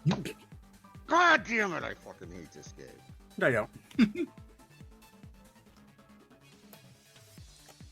don't. Roll math rocks better. Yeah. Okay. Well, that potion lasts an hour, so you have that pretty much this entire fight, probably. If I live. If you live, yes. Okay. Arval. You want to do any moving before you? No, Thaddeus. There's nothing else I can do. So You have movement. You have 30 feet of movement, or 35 feet of movement. I really don't have any way of moving without opening up an attack of opportunity because I know he can see me. Fair enough. If you want to stay put, you can stay put. Plus, if you stay put, you still have the resistance to necrotic. True. Okay. So So staying put? Staying put. Okay. Arval, it's your turn. What do you want to do? I will. I'm gonna. Out of curiosity, if I were to cast Mirror Image. Never mind. I read the description. I'm gonna cast Mirror Image anyway. Okay. Just to keep myself protected, and then I'll do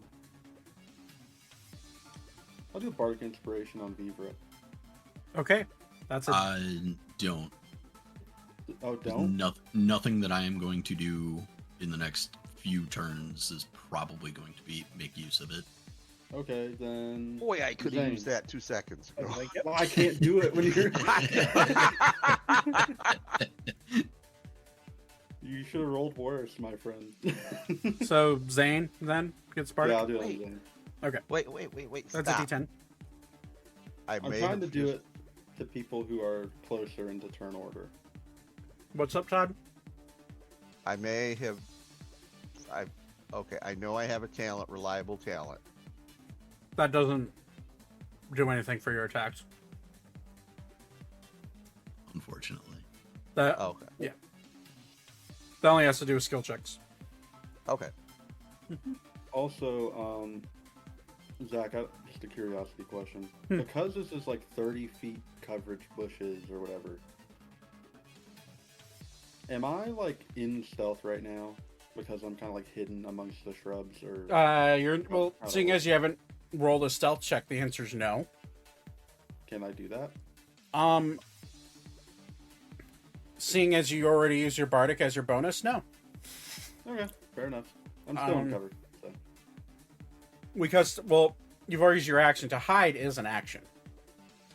So, Yeah. you are, I would say what you have benefit from right now is you have half cover. Yeah. So, it's harder to hit you. At least with direct attacks. Now AoE attacks, that's a different story. But Hopefully no one decides to blow a giant flame into the bushes. That might be a bit fucked. I'm gonna throw oil in the bushes. I'm going to literally kill Todd. Immediate psychic glance at my highest level, right at Todd. the player, how dare you? Yeah. Yeah, I'm going for the player. I'm not going for the person. Damn. I'm not going for the actual character. Wow. Anyways, it's Elmic's turn. He will look at you, Alka, as you fight side by side with him, and he'll take a deep breath. And he'll just kind of mumble, "Glad you're here." And he will. You'll see what your dad does best, which is wage war. He is going to jump up into the air. You see him with his magical sword ignited. He's going to jump up in the air and come down on top of the Balor's head with his blade made of arcane energy. And as he does that, instead of immediately cutting in, he's going to release basically what looks to be like some sort of blade of arcane energy flying through the air right at the neck of this Balor. Like, emanates from a sword, so it's a roll to hit. That is... Let's see here. That would be a 36 to hit, so I think that hits.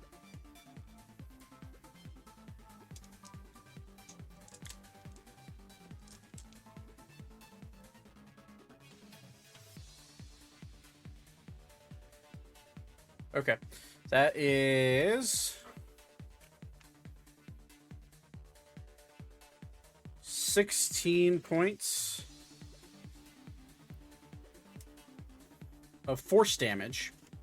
And as he swings it down, he will then do a backflip midair and then come down with his sword and go for the stab on top of the head.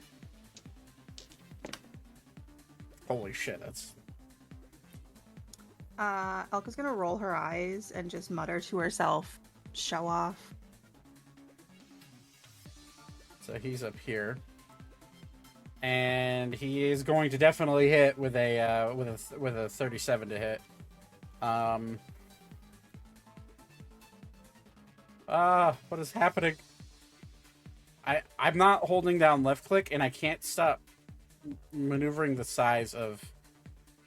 Oh, there we go. It's not letting. Long. It was it was locked for some reason. Long boy. He is the tallest of the Harrigans now. Jesus, I hate how cringe that can be. So that direct hit will be. Oh shit. Really good. That is.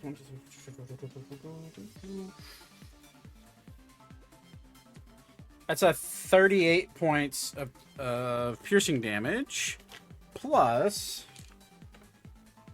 9 points of thunder damage. Or sorry, force damage. And then he'll land and just look at you like, your turn. As he looks at you, Elko. I already went, bro. Right. And he'll just stare blankly at you like, shit. Are you going blind in your old age? You fly the coop for 6 months, and now you got jokes. It's been longer than that. It's been 3 years. It's been 3 years. Eh, well, who's keeping track? Not you. Just keep fighting. We can talk later. Right. The awkward dad who knows he's been a piece of shit. Lura will... It's now Lura's turn. Lura will walk forward. Say, well, isn't this a pickle? Huh. Well, I guess we'll just have to end it real quick. And she will, she'll reach one hand out. And, she will cast, conjure... Yeah. Do that. Conjure elements above the Balor that is fighting you and your dad. And above this Balor's head, you'll start to see a ball of light yellowish green energy start to form. And she'll just be like, I think it's time for you to go to sleep. And she'll fling it down into the top of the Balor's head. It needs to make a dexterity saving throw.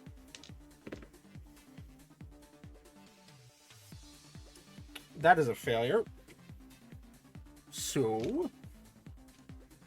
Oh boy, I don't have that many d8s.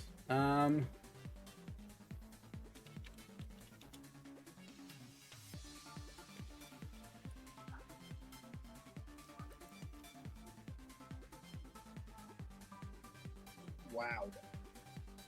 Really good rolls, holy shit. Damn. That's 35 points of... What is that? Oh, it's radiant damage, okay.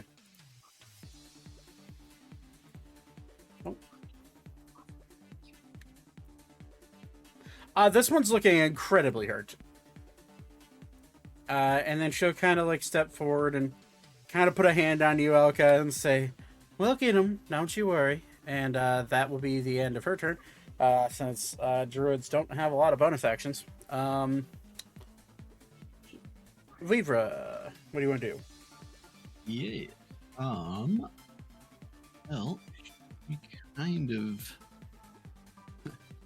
She and Elka's dad both mucked up 2 of the 3 things that I was going to do on my turn. So Ori's a little roughed up, right? Yeah, he's taking a hit or two, yeah. How roughed up is he? Still, I think he's still looking pretty alright. I can double check though, since Nate's muted. I just lost 40 HP. 40. Yes. Okay. Then I'll go ahead and drop a 3rd level cure wounds into you. Hey. And roll like ass. Welcome to the ass club. That's 16 points of healing to you, Ori.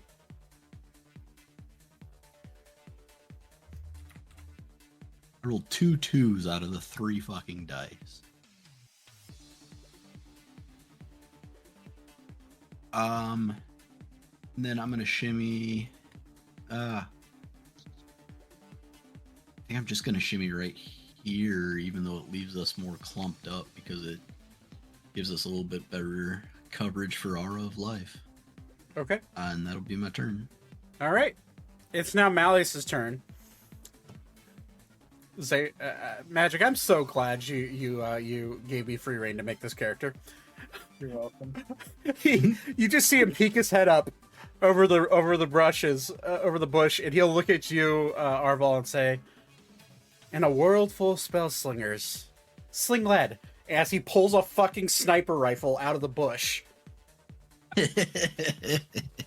Why the fuck did you get that? Artificers, baby! And you just see this like giant steel, like metal contraption, and he'll look right at Leon and say, "Don't move." Bang. The question is, does he play CS:GO? What skin has he got on it? Is he twirling? Is he bee-hopping into battle? Yes, absolutely. Oh my god, I rolled a natural 20. Oh yeah. Oh no. He does play CS:GO. Oh man, the quick scope. 360 no scoping this motherfucker. He literally, he jumps out of the bush and just 360 no scopes the fuck He out of him. literally bee-hops out of the bush.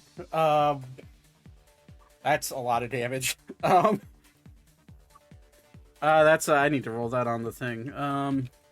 I'm okay if I get splattered with blood. Anyways, that's 60-10. Doubled. 72 points of damage. He just shoots the fuck out of Leon. Bonus action reload. Extra attack. Ooh. He's just like, he kind of looks at Leon, who kind of like stumbles back a little bit as it hits into him, but doesn't quite do as much damage as he'd hoped. Hey, if Leon stumbles back, does that give me attack of opportunity? No, he stays where he's at. He stays within his 5-foot sphere. And he's like, fine, I'll shoot the other guy, and he'll aim at the battle or the fighting warrior. Bang. Son of a bitch. Oh, the duality of Malleus Rhoda. That's a natural one. And he hits his own son. No. No, actually, fuck it. I'll have you roll it. Yeah. Can I have you roll a D100, Magic? Sure. Because something happens if he rolls a natural 1. 57. Excellent. Let me consult my chart. Sorry, guys. This may kill me. I don't know. So, your dad dabbles in the wild magic, as you are aware. Mm-hmm. And he's incorporated into a sniper rifle. Because why not? Okay. It seemed like a good idea at the time, officer. Because it sounded like fun. It just activates when he's missing. Only if he rolls a natural 1, yeah. Let's filming. Oh shit! Shit. Oh my god! You see the impact of the bullet miss high, right? And he kind of goes like, "Shit, fuck." Time stops for him. All of you look up as the bullet wiggles its way out of the concrete pillar that it just hit of the garden of the wall. Slowly floats out. When rolling a 57 on this wild magic chart, your attack then randomly targets a creature, friend or foe on the battlefield.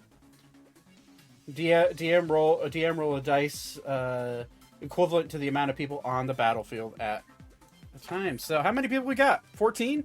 15. Roll a d20. 17. How many? 17? It's only counting one bell roar. Oh, yeah. Good point. Okay. So if we roll an 18, a 19, or a 20, it hits no one. Fuck it. I'll roll it right here. God, I fucking love wild magic.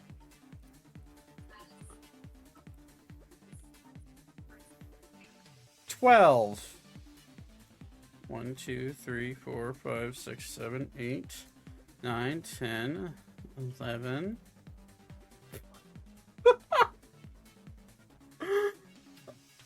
Oh, Leon's just having a bad day. Good. Deserved. Because he's number 12. Fucking good. Okay, that one. 35 points of damage. Halved. As Leon's just like, you missed. Smacks him out of nowhere. You do see the impacts from the rounds start to slowly peel away, and you start to see decomposed flesh underneath his skin. You have seen this before. Leon has, by all rights of the imagination, completed the requirements for Lichdom. Yeah. Can he not? So, now that's very obvious. Zane, now time to follow up your dad. How's it going? What do you want to do?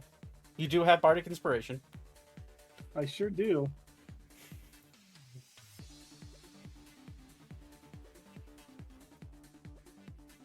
I'm debating on what fuckery I could complete here.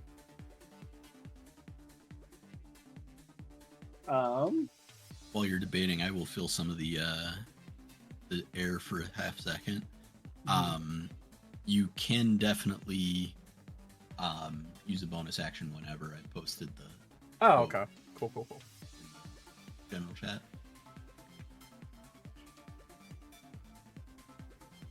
Fuck it. I'm punching him in the face. That's how I run it anyways, but I just know there was an intense argument about that I was reading one time. 29 to hit on Leon? Definitely hits. Alright, so I've got to do it this way, because this is way too complicated. 1d8 plus 6. Oh. Sorry, spacing. It's hard, apparently.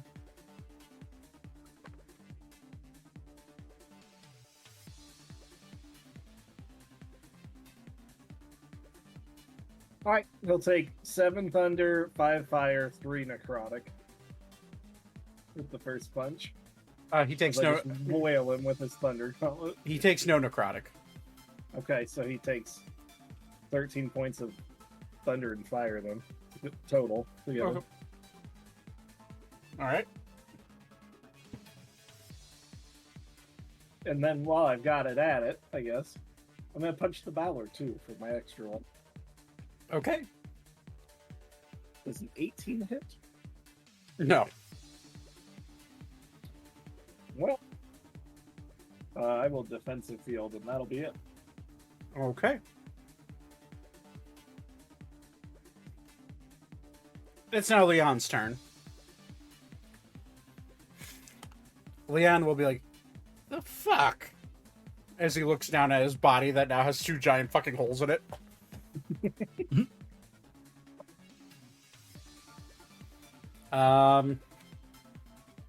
He will... Yeah, that seems like a good idea. He is going to take a deep breath. You poor children. And he will point to the sky. And he will cast. I've seen this before. Yes. Oh, no. Ale. And he is going to cast Meteor Storm. Oh, fuck. So I need everyone to make a dexterity saving throw. Actually, let me double check some. Oh! Well, we're going to see. Onyx is going to cast Counterspell.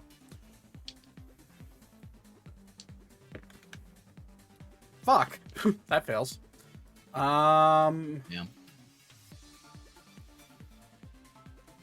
As will... Who else can cast Counterspell that's in range and can see him?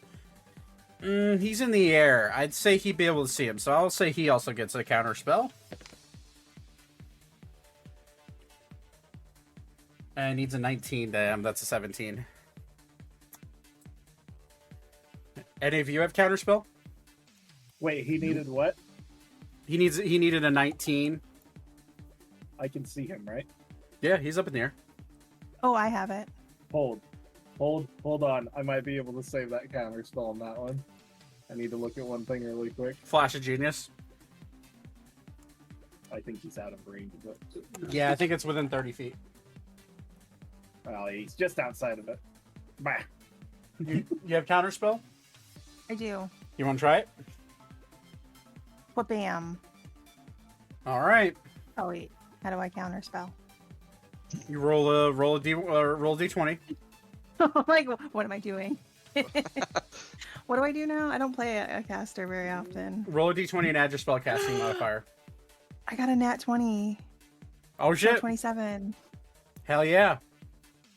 Leon will use his reaction to counterspell your counterspell. Can I counterspell his counterspell with my counterspell? No. Can I counterspell his counterspell? So, 3rd level counterspell. I'll roll for it. Technically, it just cancels it out, but it's fun. It's more fun to roll it. But could I counterspell his rolled counterspell? I wasted a 20 on that shit. Because I have a counterspell too. You could counterspell his counterspell. Except he's I'm going to gonna counter. He's going to counterspell at 8th level. Is he able to counter spell? Fuck! I can't do that. It's a reaction, so good. Yeah. No, yeah, you can. Okay, never You mind. need to I'll roll counterspell. above, and you need to roll an 18. So roll d20 and add your. For you would be your charisma modifier.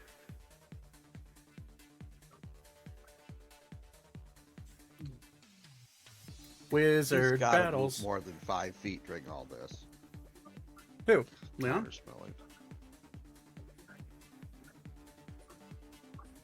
He can stay right where he's at. I'm gonna poke at him.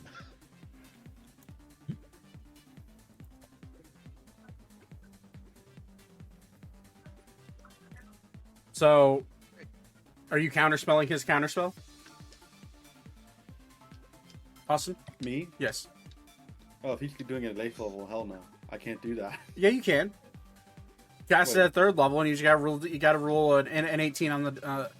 You have to. The DC is 18. Can I do it at 6th level? That wouldn't do anything. Oh, it wouldn't change anything? Yeah, so you might as well do it at 3rd. Okay, well. We'll see if I roll. So well. roll d20 and add your charisma modifier. Okay.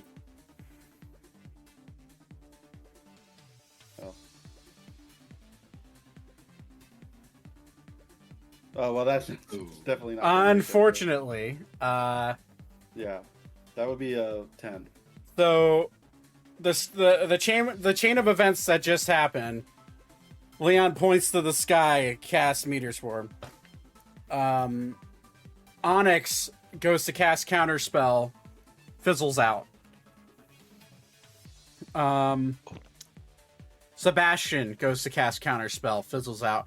Elka actually gets the Counterspell to go off, but as the Counterspell's about to hit his finger, Leon, with his other hand, hits you with a Counterspell, canceling out your Counterspell.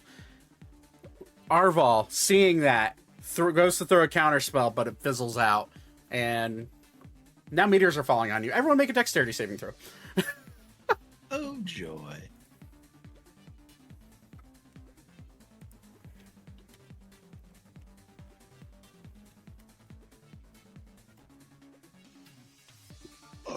Can our one guy do a reaction where he tries to shoot Leon's finger off? No. What is the DC? 24. I'll plus Oh. 5 on mine to get Flash of Genius to make it a success. I can't We believe doing Zach isn't a- allowing counter snipe. Counter snipe. What's the save? 20. It's a Dexterity save. So if you fail, you do get. Jesus Christ! Okay. Boy. But it is a dex save, so you get evasion. You do get Technically, evasion, it's so you not get a halved. 1.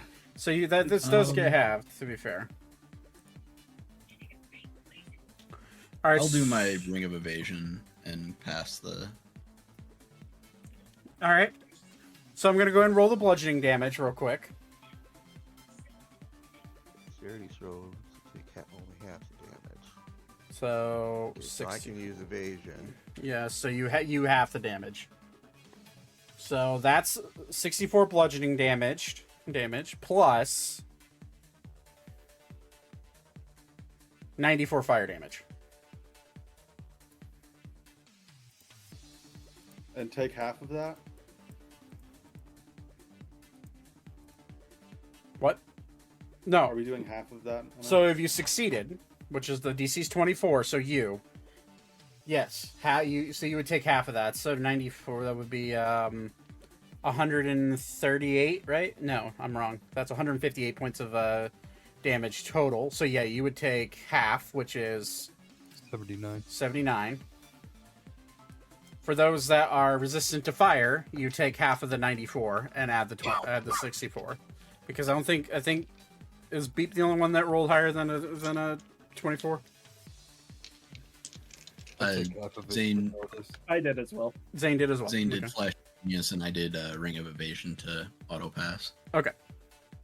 So if you aren't resistant to fire, which a lot of you are, for some reason,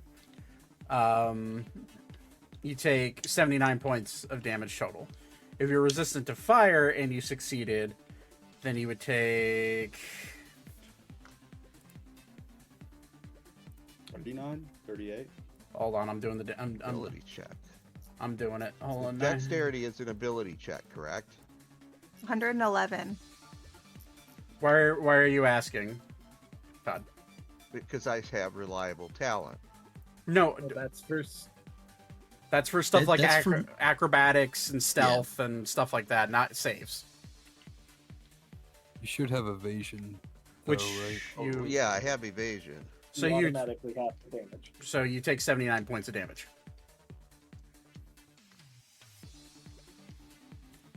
Do you have absorb elements as a reaction? I don't think you do. Technically, I think we all can survive this. This isn't just you guys getting hit. This is literally everything on the field getting hit.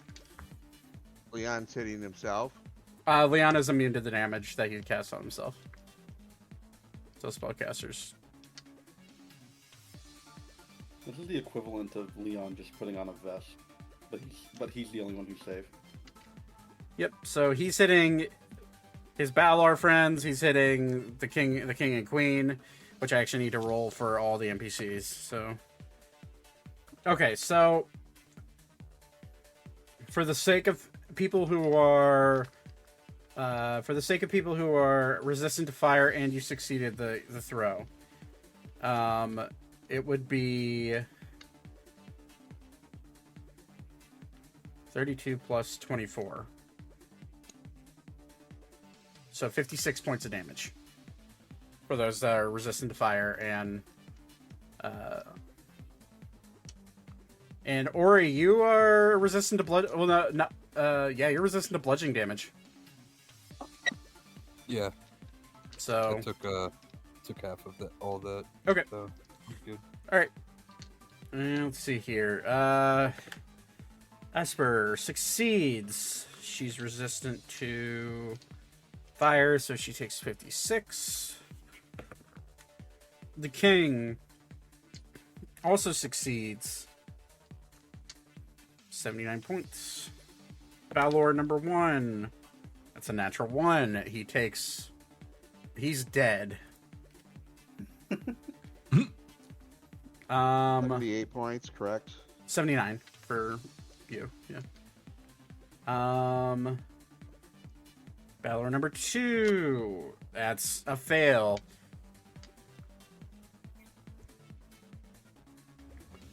Uh, 64 plus 7. He's just barely fucking alive. Jesus Christ.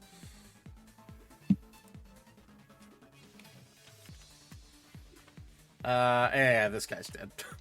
Does I don't even have to roll for him. Onyx fail. He takes 158 points of damage. What was the save? DC 24 dexterity saving throw. You failed, but you have evasion, so that's why you're taking half. No, I know. I had the bonus from that potion too, but I was way the fuck under it. Oh, gotcha. I mean, I rolled a 2, so. Oh, yeah. Okay. Allura, that's a success. She takes 56 points because she's resistant to fire. Malleus is immune to fire. So but he fails, so he only takes a 64 bludgeoning. And okay, your dad succeeds. He's resistant to fire, so he takes 56. As the dust settles and Leon is hovering in place, he looks around and says, "There's more where that came from. Perhaps." And as a bonus action, he'll look at the surviving Balor and say, "You're my shield now. Kill them." And he is going to start walking towards his father. So if you want to get attack of opportunity, you can. I sure will. Oh, fuck yes. 29. Can you put his token back where he was? Was he right here? He's right here. He's out of your range, just barely. Five. But yeah, Thaddeus should go for like a full-on TF2 spy backstab. 24 hits. He's Okay. within my range. Oh no! Oh wait, never mind. I'm big now. Yeah, you're big now. Oh my Right. god! Get him Hey. out of here. And because it is, Well- because you do get sneak attack on attack of opportunities. Okay. Okay. All right. Heavens for poison. You notice as you stab him, he isn't invulnerable, but he does. You could tell that he definitely resists poisons. So that's half, but he takes everything else pretty hard. He just keeps walking. He takes the hits and goes, and just keeps walking ominously towards his father. Not even walking, floating, just hovering above the ground. And he gets it to about there, and that's his turn. Ori, it is your turn. I guess I'll try to finish off. Maybe decent damage to this Balor. I will attack him 3 times. He's looking very bloodied, by the way, after getting literally eating a meteor to the face. I'm gonna stand right here. So I get advantage. Okay. So first attack I will say this is difficult terrain that you're stepping through, so your movement's Okay. half. So just for the sake of your movement afterwards. That's fine. I don't think I plan on moving that much. So I rolled a 19. It's a crit, A natural, okay. and oh, that is a 24 24. to hit. His AC is 23, so that hits. All right. And for Clave, that is a 32. 32, okay. And the first attack.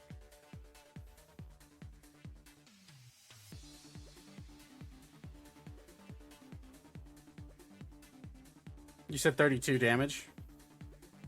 32 to hit. Oh, 32 to. For Um, the third attack. He has 32 health left. Oh, So okay. your well, first attack would kill I him, think but if this you first want, this first one might get. Let's see what happens. yeah, that's what I'm saying. You might be able to save your attack just in case anything. I don't know. Appears. It's 36 for the first. So I don't. Can I save the other two? I'll let you hold an attack. So if you want to save the other two and hold it for just in case anything happens, I'll allow that. Yeah. Because it is part of your action. I'll allow it. It's fine. How far am I? Oh, I got this. Throw your axe at him. I'm gonna use my bonus action to Misty Step. Okay. So this guy just gets cut in half. Yeah, I'm Turns gonna cut him around. in half and Misty Step through him. Okay, and you catch up to Leon. And we use that second axe swing to hit him. Okay. Attempt to hit him. And That is Is- a 34. definitely hits. Before he goes by, I'm going to use the attack of opportunity. Just fucking trip me. He does just kind of appear in front of you, though.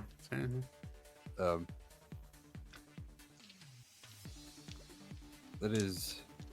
So that's. Does slashing damage do anything? Is he resistant to that? It's with your axe, right? Mm-hmm. So it's a magic attack. So, as far as you can tell, normal slashing is doing all right. Or normal slash. No, you saw normal piercing not do as much, but you've hit him. You've seen him get hit by other magical slashing attacks, and you saw that it did a little bit more. I just wanted. Yeah. Resistant. How about radiant? As far as you can tell, radiant has no different effects. Okay. So that would be 34 damage. Okay. And I'm going to action surge. Okay. So I'm going to attack 2 more times. Hell yeah. Oh, axe again. That is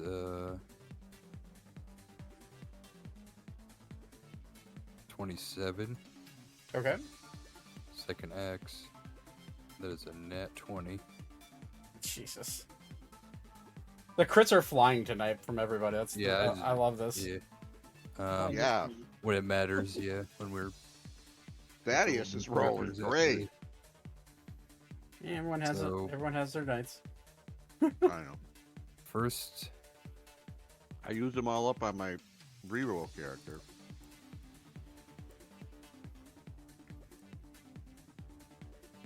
Oh, I know what I'm doing next turn. This is gonna be great. okay, let me just add all this up here. Hold on. Alright, let me roll my second damage.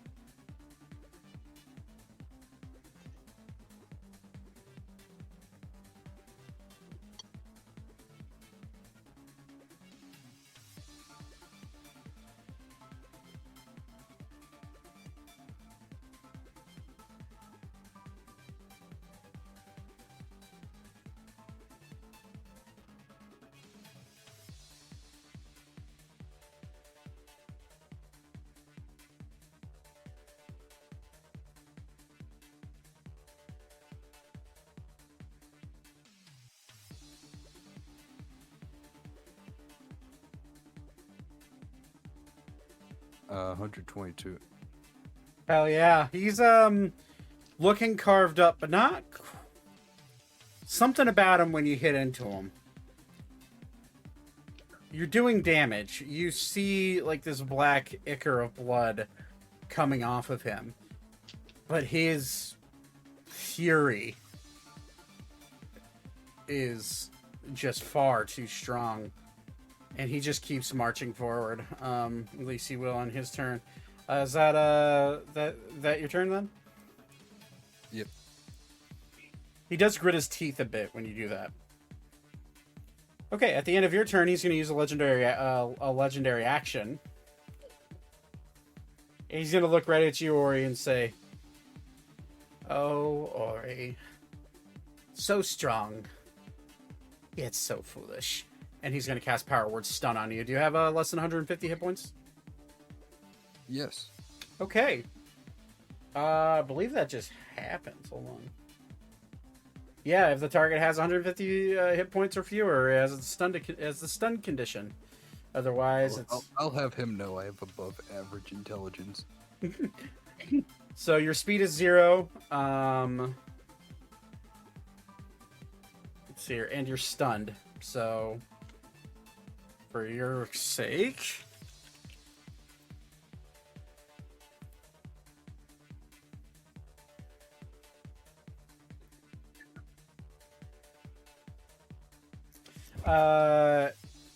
you're incapacitated. You cannot move, and you can only speak falteringly. You automatically fail strength and dexterity saving throws, and attack rolls against you have advantage. Damn. Bullshit. Well, at least I let him have it before all that. So.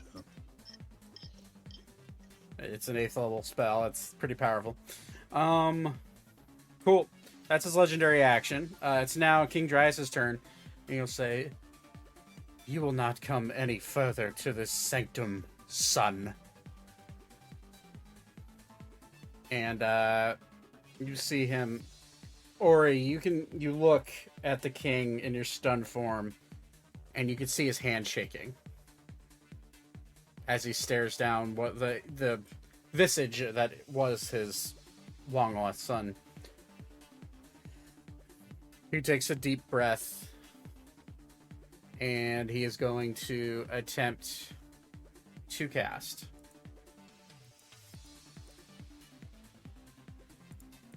Come on. Okay. He is going to attempt to cast Imprisonment. As he's getting ready to cast, I'm going to scream out, "He killed his brother." Okay. Just to increase the rage of his dad. I don't think Technically, didn't we kill his brother? you definitely Yes. killed. Hold on. Is that a Jackson? That is a Jackson. You're home. Hello. Come here. At his request. Can Jackson help? Can he also attack? He would. He gives him the option to. Hello, buddy. No, that's Paxton. Hi. Biff Paxton's the name. I know from From- experience. Yes. From the New Jersey Paxtons. Okay, so Imprisonment. You create a magical restraint to hold the creature. See within range. Target must succeed on a wisdom saving throw or be bound by the spell. Okay, wisdom save. He gets advantage on those. 2 1s. 2 1s. I will roll it in roll 20. 2d20. He needs to roll a 7 or better.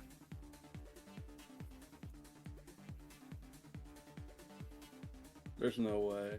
Oh my god! Oh my god! Holy shit! I made it real! I Ain't made no it real! way!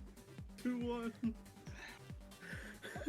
The gods have spoken. Yes. We did it, guys. We saved the world. And with that, this ends this campaign. No.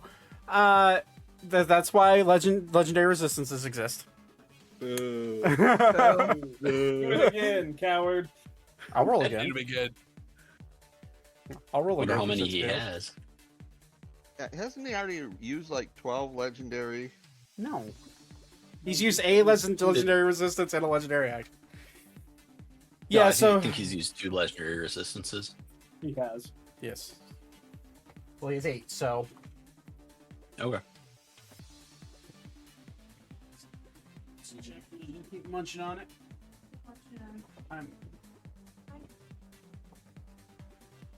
Okay, so legendary resistance. He just pushes through the spell, and his father looks moderately enraged, but also incredibly sad because he understands what he must now do. It's the end of the king's turn. It's now Onyx's turn. He's going to run or walk. There. Jackson, I haven't seen you in 2 weeks, and your first response is I'm going to try and get into shit. Really? This is how it is?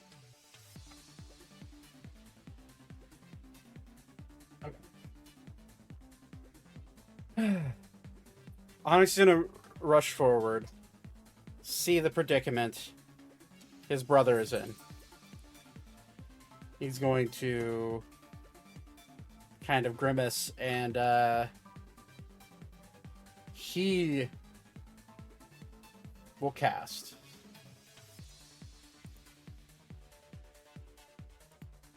Yeah, he's gonna try it.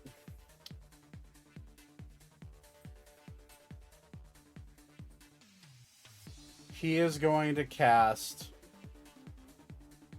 True Polymorph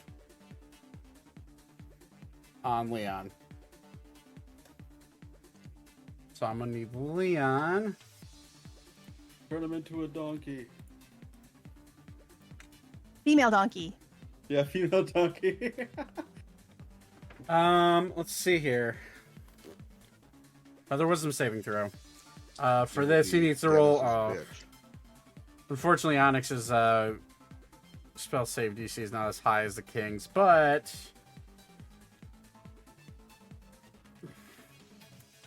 he needs to roll above a 4. Yeah, he resists the true polymorph. Ooh. Leon just kind of is pushing through enraged. Onyx, that will end his turn. Elka, what do you want to do?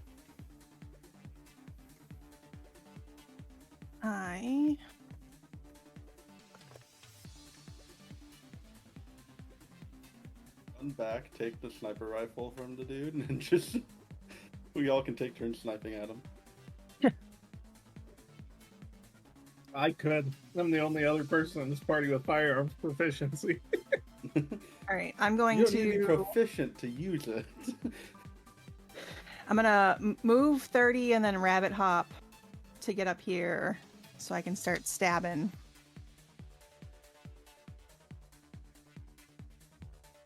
Let's see. I've got a 24 and a 29. To hit.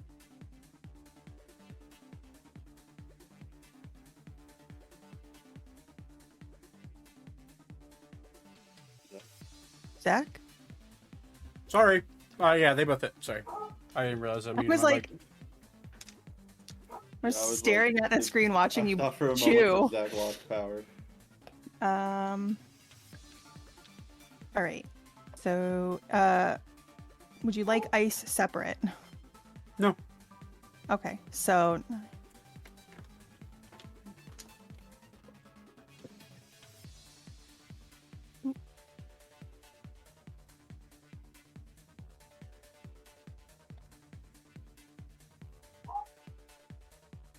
so 30 damage. And then I'm gonna do my extra attack. I believe those a 20 and a 20 both probably don't hit. They do not. and then my other extra attack. Also below. Okay, that's it. Okay. Anything else? I'm just gonna call him a sick son of a bitch. Esper, his mother, kind of sidesteps. Dear, we don't have to do this. We can still talk this out.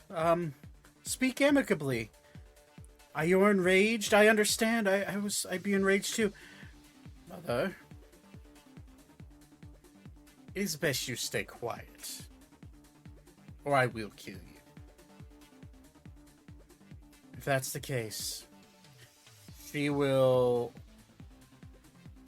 Misty Step right next to him. And I'm just gonna whisper to her really quick, like, sorry about calling you a bitch.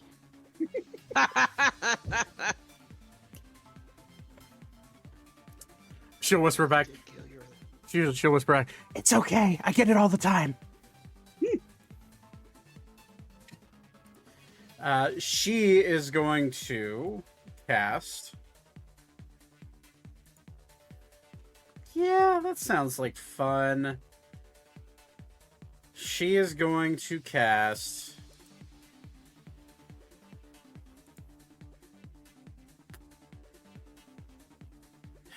Holy Touch, which is a 6th level spell, but she's going to amp it up to 9th.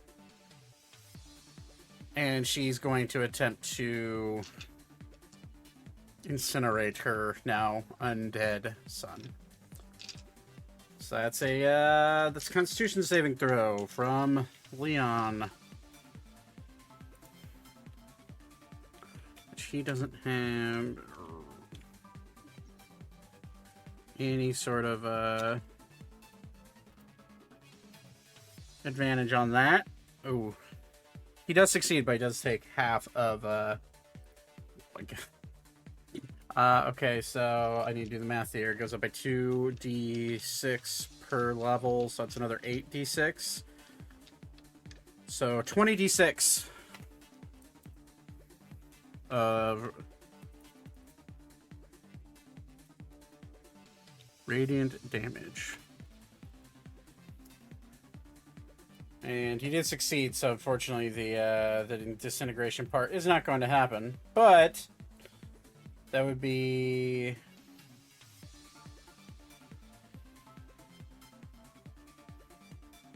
okay. He would take 30. Am I doing my math right? I'm not doing my math right. 39 points of radiant damage as she just blasts him. You see his skin start to glow a golden ray, and he just turns and looks at her. Wow, Taya, thank you. Taya, come on, WV Education, you got this math. How dare she? She'll look at him, and he's still just full of anger. And at the end of her turn, he will use his last legendary action for this turn. Take a deep breath and grab his mother by the neck and cast Inflict Wounds at 9th level. Can I wait? No, you can. Can you what? Roll the hit. Nope, you're good. That's a hit. Can I actually hold on? I need to measure something. I don't think he's in range, but I want to check. I want to use Sentinel since he is making an attack against a target next to me. Okay, for me, he's just in range. I'm gonna use Cutting Words. Okay. So that'll expend one of my bardic inspirations. Is and... Inflict Wounds an attack roll, Zach? It is. Disadvantage. I Okay. punched him with my Thunder Gauntlets. That takes Okay, in... whatever he rolls, I can subtract whatever I roll of a bardic inspiration. Okay. So, he I'll roll originally 1d10. rolled a 30 to hit, that is no longer the case. That's now a 24 to hit. You can remove 9. -9. That just misses her. Haha. As the spell fails, he'll look directly at you. His eyes will shoot past the now essentially statue of Ori, and he'll just kind of, as if he's staring through Ori, just look in your general direction. Beep. I'm still using Sentinel to Okay. make an opportunity attack against him, and I rolled a 28. 28 hits. Is there like a save whether or not he stays where he's at? If I hit him, he has 0 speed for the rest of the turn. Oh, for the rest of the turn. Gotcha. So So we yeah, can't. so like We can't move on this turn. Gotcha. correct. Okay. So 14 damage. 14. Okay. He's still going. It's now Sebastian's turn. He's going to, flying in air, he's going to use his bonus action to dash. So 1, 2, 3, 4, 5, 6, 7, 8, 9, 10, 11. He's honestly just gonna, he's gonna be in the air right here, about 5 feet up. And he's going to look at Leon and say, "That's enough out of you, young man." And he will cast Banishment on Leon. Hi, Jackson. I missed you. I know. Give me like 5-10 minutes and we'll be done. Okay. All right. All right. Banishment is I believe it's a charisma saving throw, but I could be wrong. It is a charisma saving throw. I'll go ahead and roll on here. There we go. He succeeds. So, no banishment. That is the end of Sebastian's turn. Thaddeus, it's your turn. Okay. Thaddeus is going to move forward, and he is going to use the back of Ori as a launching pad.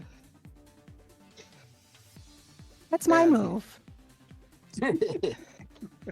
And he is going to step on Ori's statue, do a full backflip in the air, pointing the tip of his rapier as he's falling down at the head of this little prick. Okay, I need an acrobatics check from you. You're doing backflips and shit? Okay, you're fine. We did it. Natural Okay. one, you would just fallen flat on your face. Right. Oh, it falls flat next to him. Now I'm making the attack. Go for it. 21. There's a +1 on that, so it's 22. Just hits. All right, and this is my damage from that. I'm going to use my poison, even though I know it's not effective. And I'm going to use my sneak attack. Oh my god.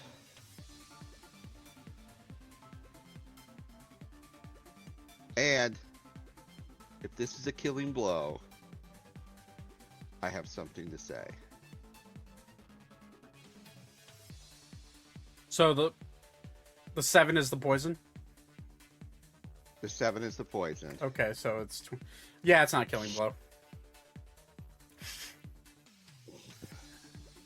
But for bonus, I will say, in the name of the house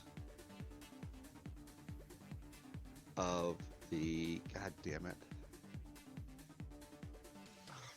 Rat bastard. Rising Sun. No, in the name of the house There is. of the rat bastards. I don't know if that gives me an inspiration for 2 extra hit points. 2 extra hit Our points home wouldn't is kill him. called the Ret Home. Is your full title now Thaddeus Sterling, formerly of the House of Sterling, but now the House of the Rat Bastards? Yes, you are Yes. correct. Okay. Well, guys, he is a much gnome in fun. disguise. Maybe I think we should go with the House of Rodentia. That sounds a lot House of more. Rodentia. That sounds a lot more regal. I don't know if Thaddeus can say that. You can't say poutine, so I doubt it. Anyways, Arval, it's your turn. Okay. Can Arval see through all this brush? The little You all cannot of see. the, You. Well, I'm aware of where the sniper shot came from behind me, I imagine. Yes. You know where Malleus Bonus is. attack, do I? Okay. I'm gonna move down. And be like, Malleus, Yeah. do you want me to make a door to go up? We can surround him. Malleus just has this sharp toothy grin. Hey, yeah. All right. I dimension door, and we're gonna both move up here. Okay. Wait, where did I go? I just. Oh, how did I end up down there? Okay. Where do you want him? Right here? I want him like next to me. I want this guy fully surrounded. Oh, well, Malleus has to be at least 5 feet away in order to use a sniper rifle. Okay. Well, then he can be there. Yeah, okay. Well, actually, no. I'll back up too. I'll be Okay. there. All right. The door, Protecting the king. the ethereal door opens, and Leon just goes, "A fool's errand." Is that your turn? That is my turn, but I'll respond. A fool's errand? Really? It seems you are the fool here. Anyways, For Elmic's turn. once, your arrogance makes sense. Elmic is going to run full force. Bunny Can hop, he jump off Ori too? jump off Ori, and land right here. We'll say land right here.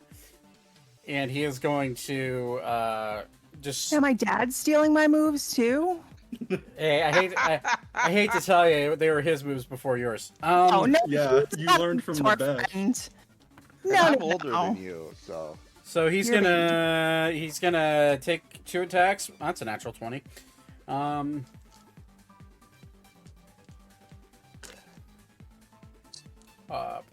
That's okay.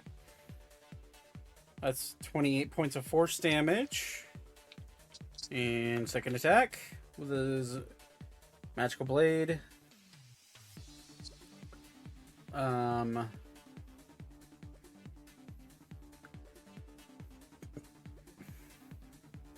Hit. Wow. Shield is in play. For the second attack, Leon will use shield and give himself 5 more AC. And that'll be Elmic's turn. Next is Allura. Allura is going to step forward and stand next to Onyx, and in a 1 deep breath, she's just gonna sorta. Yeah, she'll do that. She will cast.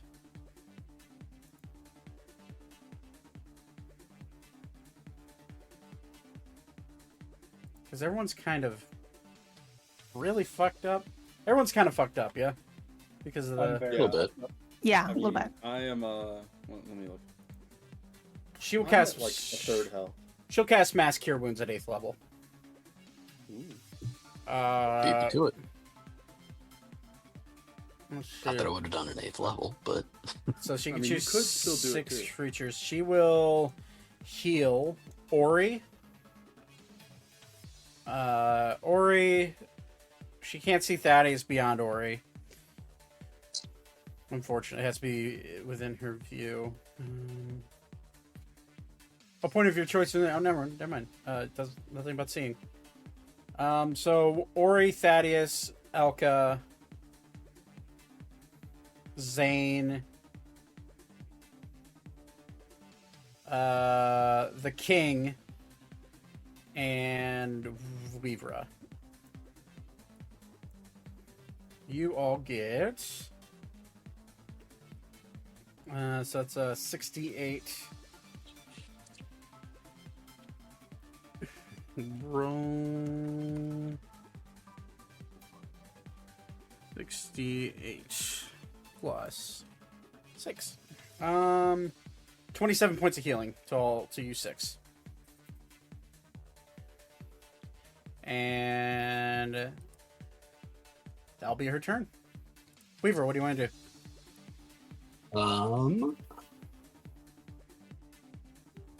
Well, since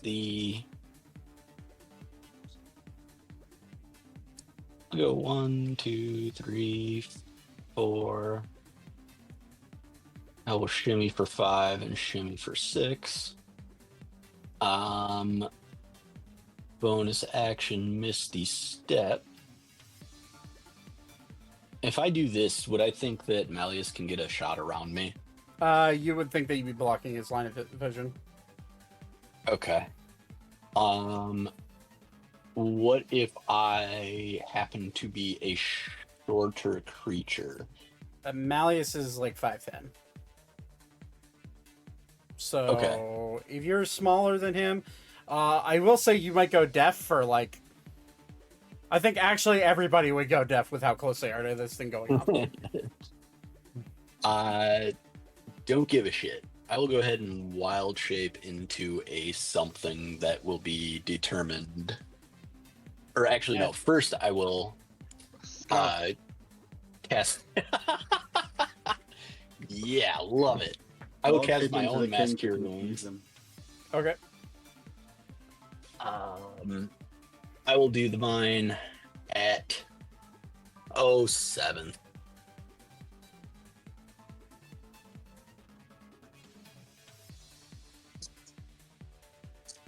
So for 33 for 6 creatures, who is still looking, or who is now looking the most Everybody's fucked up? Everybody's fucked up. I personally did not get healed by the first round. I'm actually looking better. I Okay, still look pretty and- bad. I'm pretty hectic. Then I will get Arval. I'm below half still too. Okay. Arval, Elka. Thaddeus, did you say you were okay, or I'm fine. I'm going to say ignore me. okay? Ori.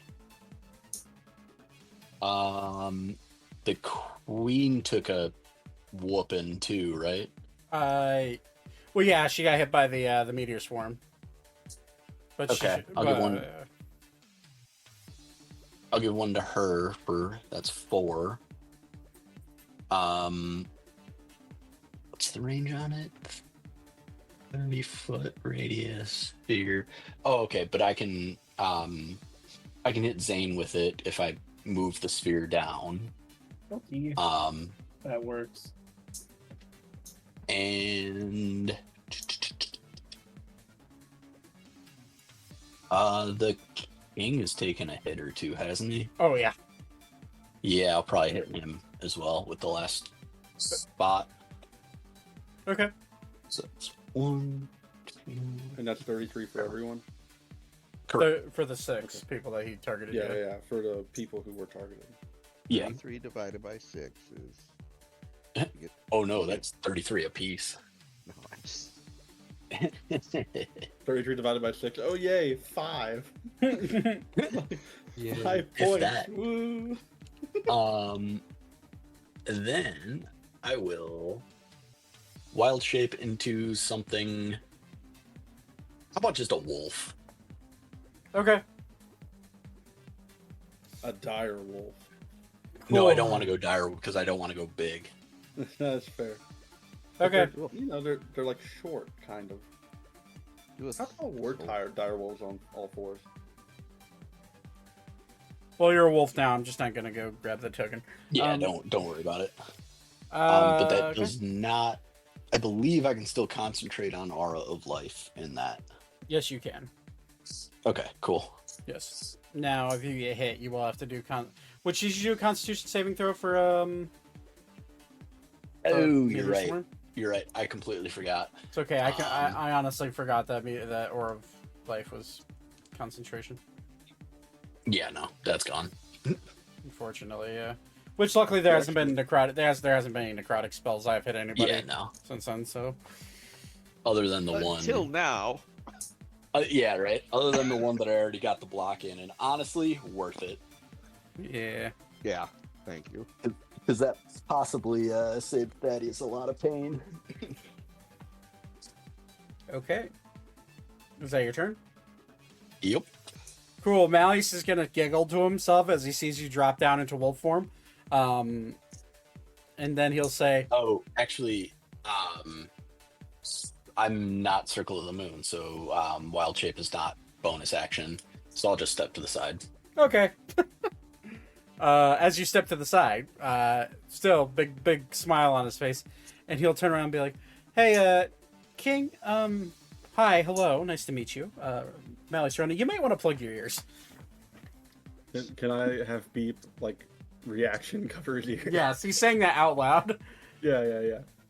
and Leon just like looks at him like, "Do your worst." Bang! Thaddeus is going to plug his ears.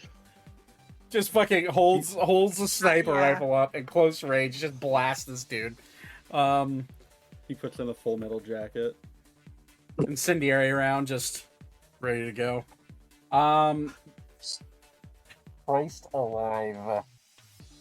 Actually, an incendiary 20, round might nat take 20. out Ori too. That's a natural 20. Yeah. Oh, dear. Oh my god, why is Malleus either 20 or 1? It's always been that for him too. He's a gambling man. That's for sure. Alright, it's 60-10. Hey, what are you doing? Stop. Oh shit.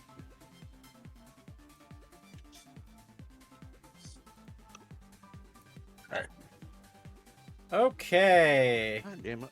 26 times 2 is 52. He just point blank shoots this motherfucker in the face and his jaw unhinges. And Leon's like, and he will. Oh, thank God he shut up. He'll kind of like, you'll see Leon like messing with his jaw, trying to reattach it. And Malleus bonus action, reload. One more time, bitch. Boom. For once, not a 1 or a 10 or a 20, but that is a plus 12 to hit, so it's a 24 with shield up. Does not hit for the second one. The second one just deflects off his magical shield. Yeah, Leon's feeling it. He's not quite at bloodied yet, but he's almost there, just barely. And to Malleus' turn. Zane, what do you want to do, buddy?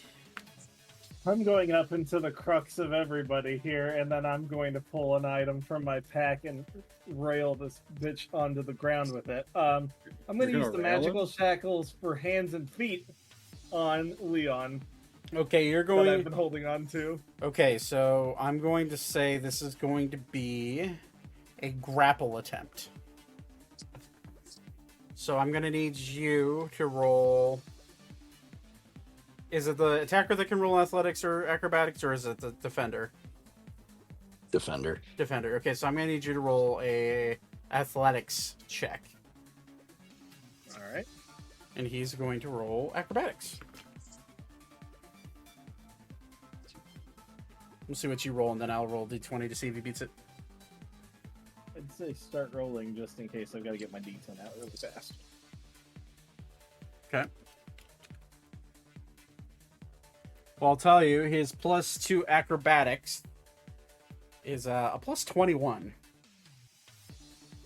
Holy hell. I'll never beat that. Unless you roll extremely That's a poorly. 35. Yeah, I can't beat that. Okay. Even with Like, Flash there's nothing Genius I there. could roll with that would ever be high enough to beat. Well, that, go ahead and so- roll. You don't know that. Go ahead and roll. I do know that I have a 0 on my strength modifier. Oh, fair enough. Well, what is your D20? It was a 13. Yeah, Malleus's Flash of Genius wouldn't have helped you either. Okay. Can they stack? Mm-hmm. Between two artificers, yes. Hold on, because I have Bardic, so let me roll that really Yeah. That's what I'm saying. It's worth rolling. quick. That's definitely not enough. So we got close at least. It would have been a 30. Yeah, almost, but he just kind of like goes, "Nah, fuck you," as he reattaches his jaw. Anything else you want to do on your turn? Still have your bonus. Yeah, I will throw a new defensive up. Okay. It is now Leon's turn. He'll look at all of you and say, "This has been fun. But I bid you adieu." And he's going to cast Time Stop. Can I cutting word to that? Seeing as Is that Time it? Stop is not a something you can cutting I don't- words. No. Yeah. Can I Okay. counterspell? If you have the spell slot, I've got one more spell slot for it. you can certainly try. It is you're gonna have to roll 19. So D20 plus your intelligence modifier. Oh, can I do the same? I Sure. do a spell. Why not? All right. I need a 18 or better. Nope. 14, so 15 total. Flash of Genius. Plus 5. Okay, so that's a 20. Okay. What did Arval do? Hold on. 18 plus my intelligence is 2, so it's a 20. No, it'd be your charisma modifier for you. Oh, charisma? Then it's a 23. Yeah, even if you tried to counterspell it, it would be well, hold on. I'm gonna roll something.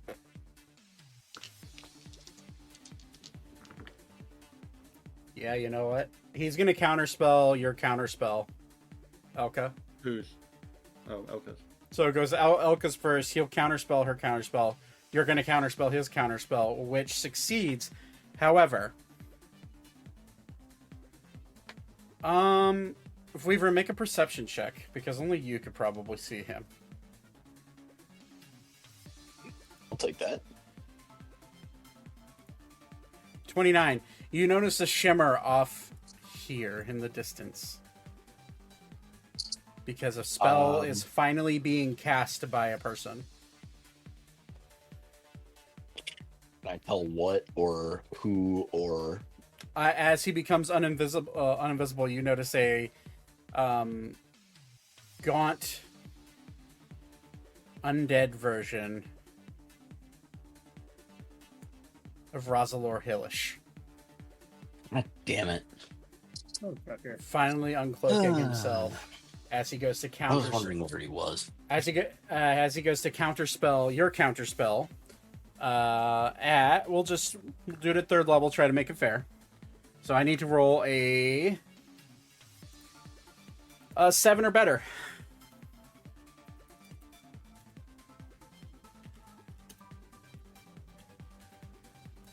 I rolled higher or low to see if he would reveal himself here. 7 or better. Fuck. Let's see here. There's 2 more counterspellers in this group, Onyx and Sebastian. So we'll let them do it as well. Onyx needs to roll a 7 or better. That's a 2. And Sebastian, that is a 6. Dang it, Zach. Why you only rolled good for the bad guy? Counterspells again echo off each other, and time stops for everyone. And as Leon slowly flies up and the time stopped space where everybody else is frozen except for him. He kind of looks at all of you as he flies up into the air. I need to roll a d4 to see how many actions he gets in this time stop. I'll go ahead and do that on roll 1d4. He gets 4 full turns during this time stop. Ugh. And as he begins to I believe it stops if he affects any of us. Yes. He can't directly attack you. Okay.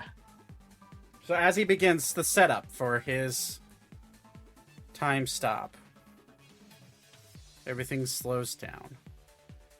And Wait, did he move up? time has stopped. You cannot move. Yeah. Is that a attack of opportunity? Time has No, stopped. You no, cannot you're move. frozen. That includes attack of opportunities. So basically, to give you a perspective of how this works, Alistair cast a spell on you guys once before. Literally everything stops around you. You blink your eyes, and I won't tell you what happens, but for the sake of you do not see him move. And the next thing you know, he's gone, and a bunch of things are happening around you. But I will explain that at the beginning of next session, because that's where we're going to end it. Yeehaw. So, that was a lot of counter spells.